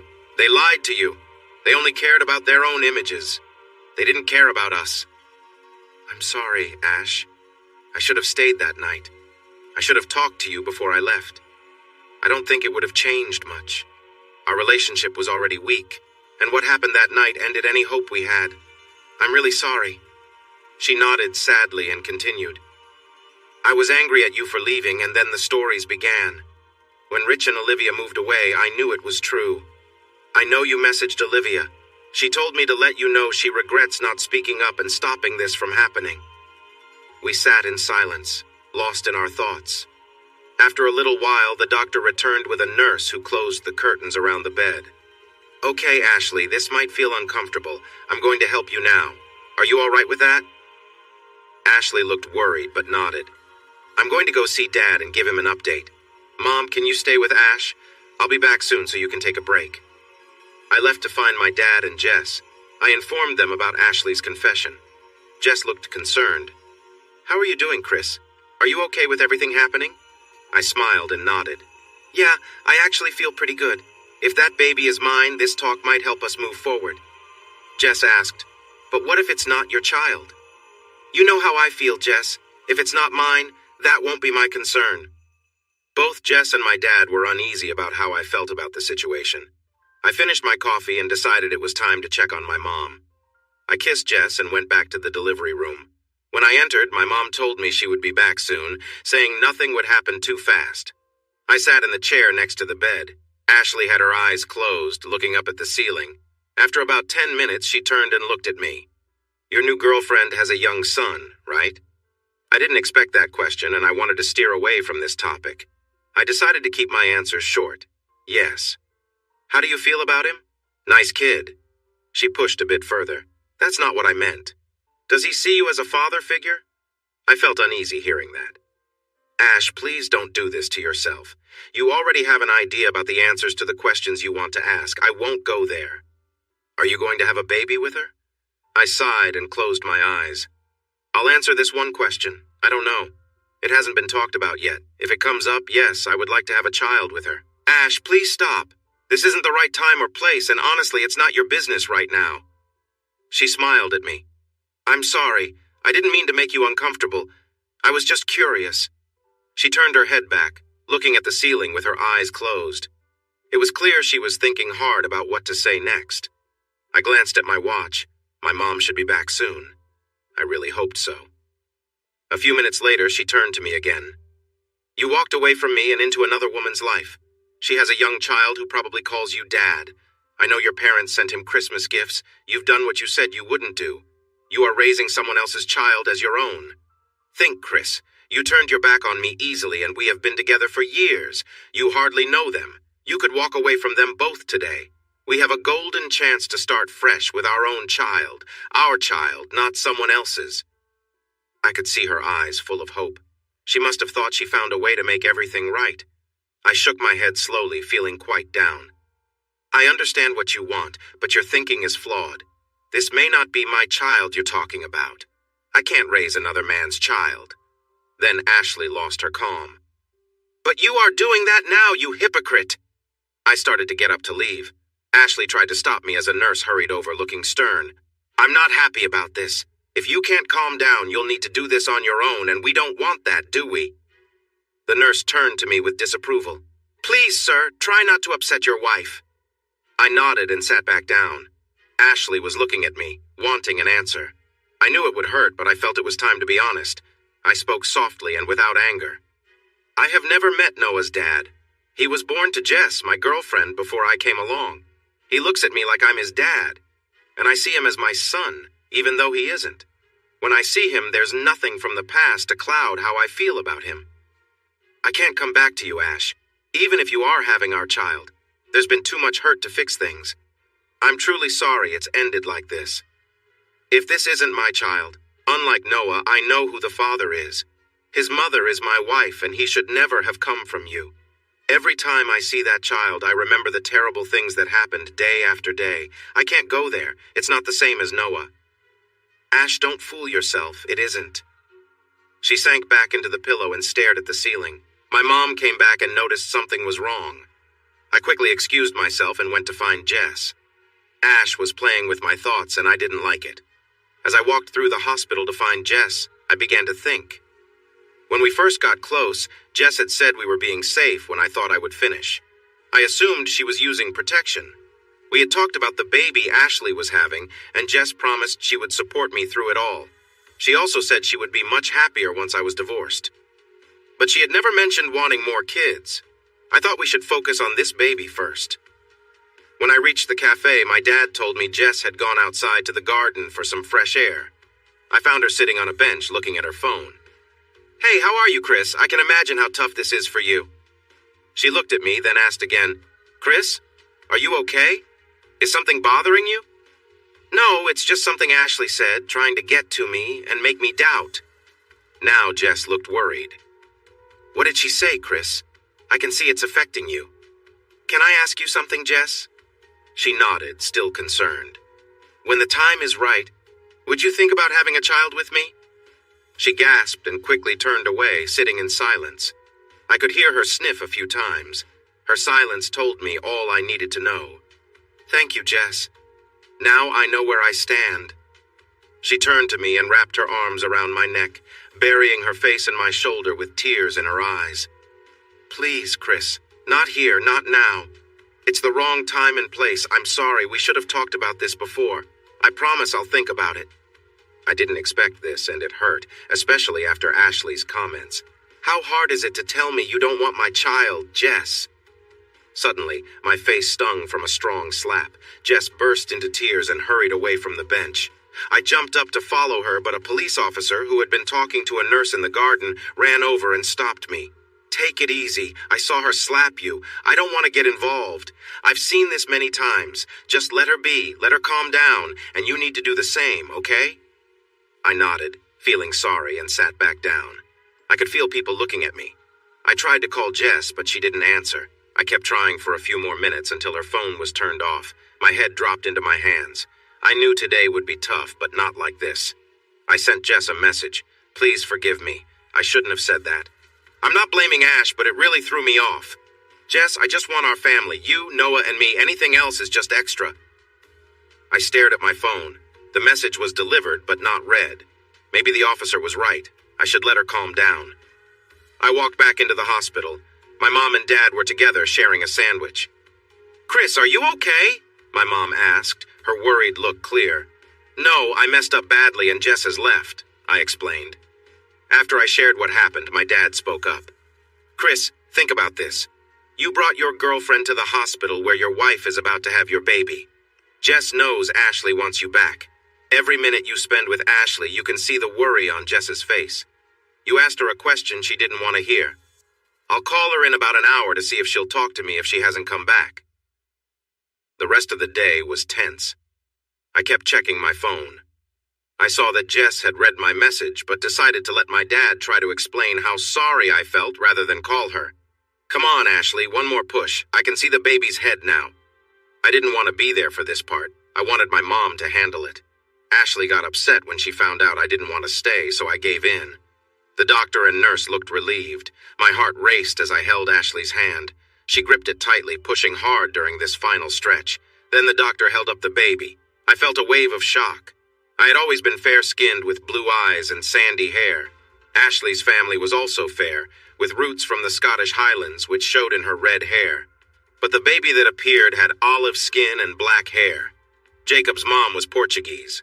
There was no doubt in my mind about who the father was. I let go of Ashley's hand. She was worn out and sweaty, and a nurse came to clean her up. I walked past the doctor and out into the corridor, putting my head against the wall. My parents had been waiting outside, looking worried. "Chris, is everything okay?" my mom asked. "Is something wrong with the baby or Ashley?" I couldn't even look at them. I kept my face pressed against my hands, which were on the wall. I felt like I couldn't breathe as I spoke. "Yes, something's wrong. That isn't my child." They came closer, ready to comfort me. But then we heard Ashley crying from the delivery room. "No, take it away, that's not my baby. Please bring me my baby, this isn't mine." As they stood there shocked, 2 more nurses hurried in. In no time, Ashley went from crying loudly to softly whimpering, and then she fell silent. The doctor came out looking worried and asked me to come with her to an office. "Mr. Watts, can you tell me about you and your wife's situation?" I explained our relationship since our trip to Benidorm. I mentioned that because of Ashley's actions, there was a chance the baby could be someone else's. From what I saw, it seemed very unlikely I was the father. The doctor rubbed her eyes and let out a long breath. "Get some rest. We had to calm her down for now. Come back tomorrow and ask at reception to see your wife. Honestly, I'm not sure where she will be. It depends on how she is when she wakes up, which will be in a few hours. Hopefully she will be calm enough to talk." I thanked the doctor and told my parents, who looked lost. I asked them to take me back to my hotel since I had more to think about. I didn't see a response from Jess, and it worried me. I hoped she would handle the news well that the baby wasn't mine. At least, we could move on. When I entered our room, I was surprised to see her suitcase packed by the door. She was sitting on the bed, staring at the TV. I wasn't sure if she was actually watching it. I picked up the remote and turned it off, then sat beside her. "Jess?" She kept looking at the blank screen. "Jess, it's over. It's done." I watched as a tear ran down her cheek. "Please, Jess, talk to me." She continued staring at the screen. I reached out to touch her chin, trying to turn her to face me gently. She stiffened, so I pulled back. I felt her shaking. Finally, she spoke softly. "Go ahead, go back to her. You have the child you wanted." "No, Jess, you don't understand. If you think this is the end for us, you're wrong. Didn't you read my message?" She nodded. "It doesn't matter, Chris. It's too late." "Please, Jess, you're not making sense right now." She stood up and faced me, starting to undo her blouse. "Jess, what are you doing? I don't want to get into this like this." Once she took off her blouse, she just stood there. She didn't cry out loud, but tears rolled down her cheeks. "Look at my body because I can't. I have to keep it hidden because of the shame I feel." I had never seen her bare midriff before. Now that I could see, I thought I understood why she hid it. She had several scars. After Noah, we tried again. I was pregnant and very happy. I loved being pregnant with Noah and looked forward to being a mother once more. But then things started to go wrong. Jerry was a businessman who made good money, but he started taking bigger risks. 2 of his projects failed. One was a factory in the UK that shut down quickly, and the other was an energy plant based on false promises. He felt like a failure in a world that values success. That's when his worries grew and he began to drink. He came to our Christmas party where there was a dance after the meal. One of the women had a piece of mistletoe, and it was passed around for fun. The kisses were quick and friendly, just pecks unless it was with a partner. A young co-worker came up to me with it, and I kissed him quickly on the lips. When we came home, Jerry exploded with anger, accusing me of having an affair because he felt like a failure and thought the baby might not be his. She paused, struggling to find the words. I tried, but he couldn't see the truth. Even his brother told him he was imagining things. I reached out to comfort her, but she gently moved my arm away and continued. I've never talked about the nightmare I went through. If it hadn't been for Noah, I don't think I would have made it. When I was 8 months along, Jerry came home after drinking too much. He said terrible things to me, claiming the baby wasn't his and that I should get ready to give it away. I stood in front of him and slapped him. It was the biggest mistake of my life besides marrying him. Tears were streaming down her face now and she was shaking. Please, Jess, stop. I understand. Don't do this to yourself. Her tone surprised me. Be quiet. You asked a question earlier today and I'm giving you the answer. She looked at me without changing her expression and went on. He hit me hard. I didn't feel the pain, but my unborn child did. The baby moved wildly from the shock as I fell to the floor. I begged him to stop as he continued. I felt helpless as that little one faded away inside me until I could feel it stop moving. I felt like I had let my child down. I didn't keep my baby safe. He loomed over me, saying everything was all right now and we could move on. I was too weak to respond, barely aware of my surroundings. I remember him calling his brother Brett and saying he would handle things. I hoped Brett would call for help. I wished for a chance at recovery. But instead, he came over, saw me in a bad state, and then called for help. I can still hear his words clearly. "Sorry, bro, I can't fix this." He believed he could mend what his brother had done. It wasn't over yet. At the hospital, they had to take my baby away. "Please, Jess, I'm asking you to stop. I see now that you've been hurt, but I didn't realize it was like this. Let me help." She pushed my hand away as I tried to pull her close. "I didn't just lose my baby, I lost who I am. I can't have children anymore. Are you happy now? I can't give you what you want. Go back to your wife. Even if this child isn't yours, the next one could be. We're done, Chris. I believed I would never let anyone back in my life, especially love, but then you came along and changed that. I was afraid to tell you I couldn't have children yet. I'm so sorry, Chris." I felt broken by what I had done. Every time I reached for Jess, she pushed me away, and each time it hurt more than the last. Jess's phone buzzed, and she glanced at it before picking up her things and heading for the door. "Where are you going, Jess? You shouldn't drive right now." "I'm going home. My dad brought my brother to drive my car back for me. I don't know what you'll do about work. That's for you and my dad to figure out. Goodbye, Chris.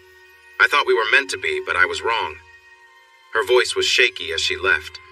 I wanted to run after her, but I knew that would only make things worse. I was exhausted and emotional.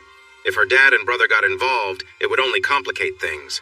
The best thing to do was to call her parents tomorrow and hope they understood the trouble I had caused. With that, I fell onto the bed and cried over the painful emptiness that had entered my life that day. I stood in front of my mom as she looked me over.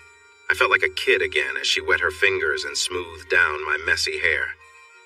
"Good luck, son. Your dad and I will be rooting for you." I walked away from them. The weather had finally changed. The sun was shining and the sky was clear after days of stormy weather. I took it as a sign that things could get better. I strolled along the beautiful Bournemouth seafront, enjoying how the waves gently rolled onto the shore. As I walked, I saw two young women at a bar sipping drinks. They smiled at me, and one even winked. I reached the bench I had been searching for and sat down next to two people who were already there. "Chris!" Noah jumped onto the bench and wrapped his arms around my neck. It was hard not to get emotional. "Hey, little buddy!" Noah then pointed to the person beside me. "Who's that?" "That depends," I replied. "On what?" "If your mom will let you have a baby sister?" His eyes widened as he looked into the stroller. "She's so tiny, isn't she?" "She surely is." Jess finally spoke up. "Noah, show Chris your new scooter. Let's all go for a walk and you can ride along the front." Noah happily showed off his new scooter, doing a great figure of 8. I looked back at my parents and waved. They waved back from the table outside the cafe. I made a light joke, and Jess playfully punched my arm. Well, at least our parents seemed to get along. I pushed the stroller as we walked and talked. I tried to say sorry for what had happened, but Jess stopped me. She said it was all in the past and she didn't want to dwell on it. "Chris, are you really serious about what you told my mom and dad? You're saying things very differently than before." I nodded, smiling. "Yeah, you're right. Sometimes good things can come from tough times. You really put me through a lot back in that hotel, and it was hard for me. I didn't understand how difficult things had been for you. I didn't sleep that night. I felt such a deep loss from losing you, Noah. And the baby we never had. I never said it out loud, but I was excited about becoming a dad, even if it meant being a single dad. I'm truly sorry. I should have talked more about what it all meant to me. There wasn't going to be a future with Ashley anymore." When we went back to the hospital the day after the birth, we were taken to a room, and then suddenly a nurse tried to hand a little bundle to me. It was assumed I would take care of it. I stepped back and my mom took over. She stopped walking and looked at me. "What does Ashley think about all this? It's her child, too." I shook my head, letting out a deep breath. "It's been a nightmare. I don't know how to begin. When she saw the baby, she reacted badly and became very upset, so they had to calm her down. The next day, she threatened to harm the baby if they tried to give it to her. I didn't know about any of this until a doctor talked to me.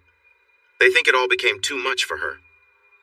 Since Benidorm, things had changed a lot for Ashley after the sad loss of her parents. She had believed that I was the reason for everything and thought it would help us come back together. When she came to understand that this wasn't true, she struggled to cope. They took her to a mental health hospital to help her. The doctor said she was going through something called emotional rejection. This is rare, happening in about 1% of births, but they felt Ashley's situation was very serious. The doctor wasn't sure she would ever accept that the baby was hers. Jess continued asking questions, wanting to know everything. "And what about the father?" she pressed. I let out a small laugh. After the baby was born, my parents got a letter addressed to both me and Ashley from his lawyer. It said the man Ashley might name as the father wouldn't agree to a DNA test unless a court ordered it. My lawyer replied that we wouldn't ask for the test if the man agreed in writing to not take any responsibility or ask for parental rights. In return, there would be no request for financial help from him. I have both letters with me if you want to see. Jess smiled and shook her head. Just then, the baby began to cry. "What's her name?" she asked. "Sarah Candace Watts. We had planned to use Candace as a girl's name if we had a daughter. Since Ashley's mom was named Sarah, my parents and I thought it was a lovely way to honor her. She was a wonderful woman." Jess picked up baby Sarah, and I could see how happy it made her. She sat on a bench while I prepared a bottle for the baby. Noah returned, watching us closely. "Jess, I don't want things to go back to how they were. I want us to grow our family. We'll have a daughter to go along with our son. How do you feel about that?" "I don't understand, Chris. When we were together, it felt like you didn't like her even before she was born. I worry that your reasons for wanting us back together are mixed up, and that you may not truly want to care for Sarah since she isn't your biological daughter." I looked her in the eye and tried to smile. This was a key moment that could change my whole life. "The day after you left, I went back to the hospital. I won't lie, when I first saw the baby, it made me uneasy not because of her, but because of everything that happened around her arrival. I didn't want to hold her at first, and I didn't. It was hard to even look at her. Since I was thought to be the father, it was decided that she would be discharged into my care. My mom encouraged me to do it, and I'm thankful she did." When Sarah was released from the hospital, I remember driving home and watching my mom care for the little girl in her car seat. That first night, I felt really upset because I thought I had pushed you away, along with the boy who called me Dad. I was also sad that the child wasn't mine. The pain in my heart was deep, and I felt more lost than ever.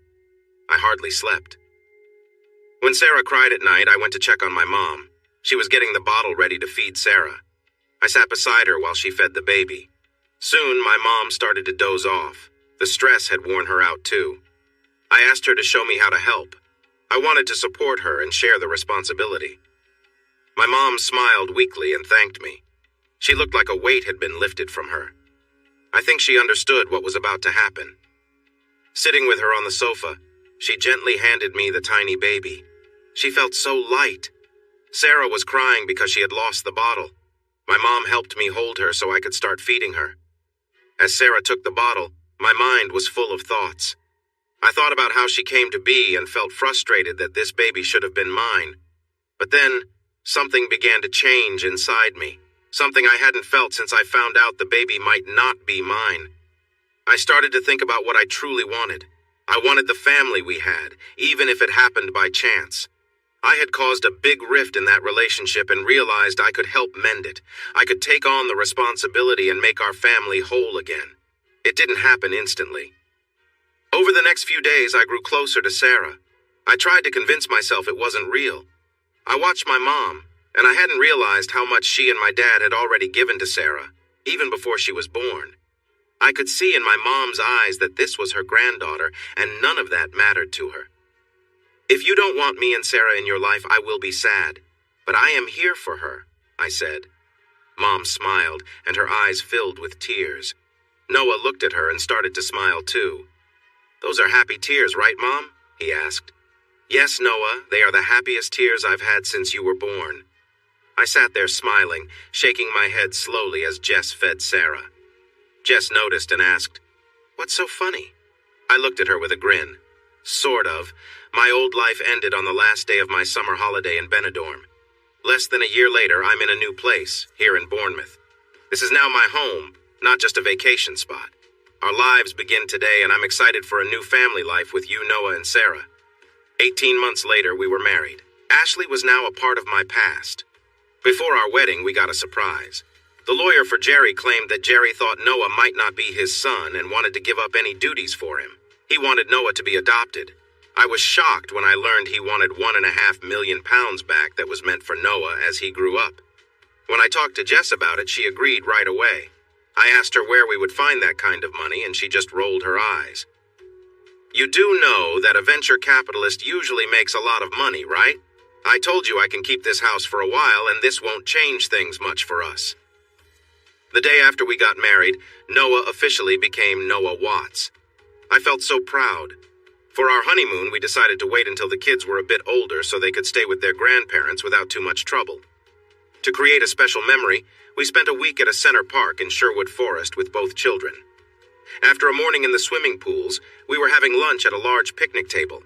Suddenly, I sat up when someone joined Jess at the table. When Jess saw who it was, she moved Sarah's stroller closer. "Hello, I'm guessing you're Jess. You know who I am. It's good to see you again, Chris," said Ashley. I almost asked her to leave when a young boy around Noah's age climbed onto the bench next to me. He held out a child's toy bow and arrow, and I noticed he was dressed like Robin Hood. I looked at Jess, who was as puzzled as I was when another guy sat beside me with food and drinks. "I'll introduce everyone," said Ashley. "Tyler, this is my ex-husband Chris, his wife Jess, and their kids, Noah and Sarah. By the way, thank you for naming her after my mother." Jess picked up Sarah from the stroller and held her closely. Ashley gently touched Jess's arm, and I started to stand, but it was a friendly gesture, not meant to cause trouble. Ashley looked right at me and continued with the introductions. "This is our son, Ben. Tyler and I are engaged now." I stared at her, surprised. "I mean you and your family no harm, but I have questions that you can only answer, Chris. Why? Why did you spend 9 months trying to ignore Sarah's existence when you signed her birth certificate as her father?" I looked at Jess, and she nodded slightly, encouraging me to go on. "You planted the idea in my head, even though I didn't realize it at the hospital. Remember when you called me a hypocrite over Noah because you didn't see the difference? That really stuck with me. That night, I talked with Jess, and..." Jess jumped in to continue. "We had a big argument. I hadn't shared some important things with Chris. It hurt me, and I ended things with him. I couldn't deal with a situation that felt impossible to fix. But now it feels different, and that's partly thanks to you. It might not be the usual way, but it worked out. You see, I can't have more children." Ashley listened to Jess with a look of sadness. I went on. The next few days blurred together with all the activity. Social services wanted to make sure Sarah was safe, given what had happened in the hospital. "I tried to reach you, Ashley, I really did." Ashley smiled, which surprised me. Then Tyler spoke up. "You don't remember me, do you? I was in the office when the doctor talked to you about Ashley. I work at the hospital as a psychiatrist. It sounds strange, but that's where we met. I didn't pursue anything with Ashley until she left the hospital. We were both searching for something. My wife just left with her new boyfriend, leaving me and our son in a difficult situation. In finding each other, we found strength." Ashley smiled brightly as she added, "I have a son, Chris. Just like you, I got involved with Ben's life, and that's okay. If you love someone, you embrace every part of their life, including their children, regardless of how they came to be. You had stopped loving me, and Tyler helped me deal with that." I nodded and replied, "I'm glad you found happiness, Ashley. I'm happy for your family." Ashley and Tyler held hands across the table. "Almost, Chris. In 7 months, we'll be welcoming our own child," she said. We congratulated them both, but then the mood became serious. I felt anxious, worried they might say they wanted to take Sarah from us. "I believe in fate, Chris. That's why we're here together at this picnic table. I talked to Tyler about this, and I want you and Jess to adopt your daughter. I plan to speak with a lawyer so we could settle things and move forward. Jess, I'm truly sorry to hear you can't have more children. Maybe this can help ease your pain." Now it was Jess and I holding hands. We talked a bit more while we had our lunch before we each went our own way. It felt like I had some closure, like I had finished a part of my life and placed it on a mental shelf. As we turned to leave, Jess stopped and gave me a warm kiss. When I looked at Noah, he made a funny face. Yuck, I'm never going to do that kiss stuff. With that, I bent down and lifted him up. Jess took Sarah from her stroller and we all came together for a big hug, showering our kids with kisses. They both giggled as they tried to push us away. Sorry, kids, but parents have the right to kiss their children as much as they want. Right, Jess? She didn't reply, and we continued kissing our kids while they laughed and squirmed to break free. Thanks for watching this video. Don't forget to subscribe to Infidelity Plus to stay updated with more captivating tales of infidelity and payback. Turn on notifications so you're the first to see our latest content.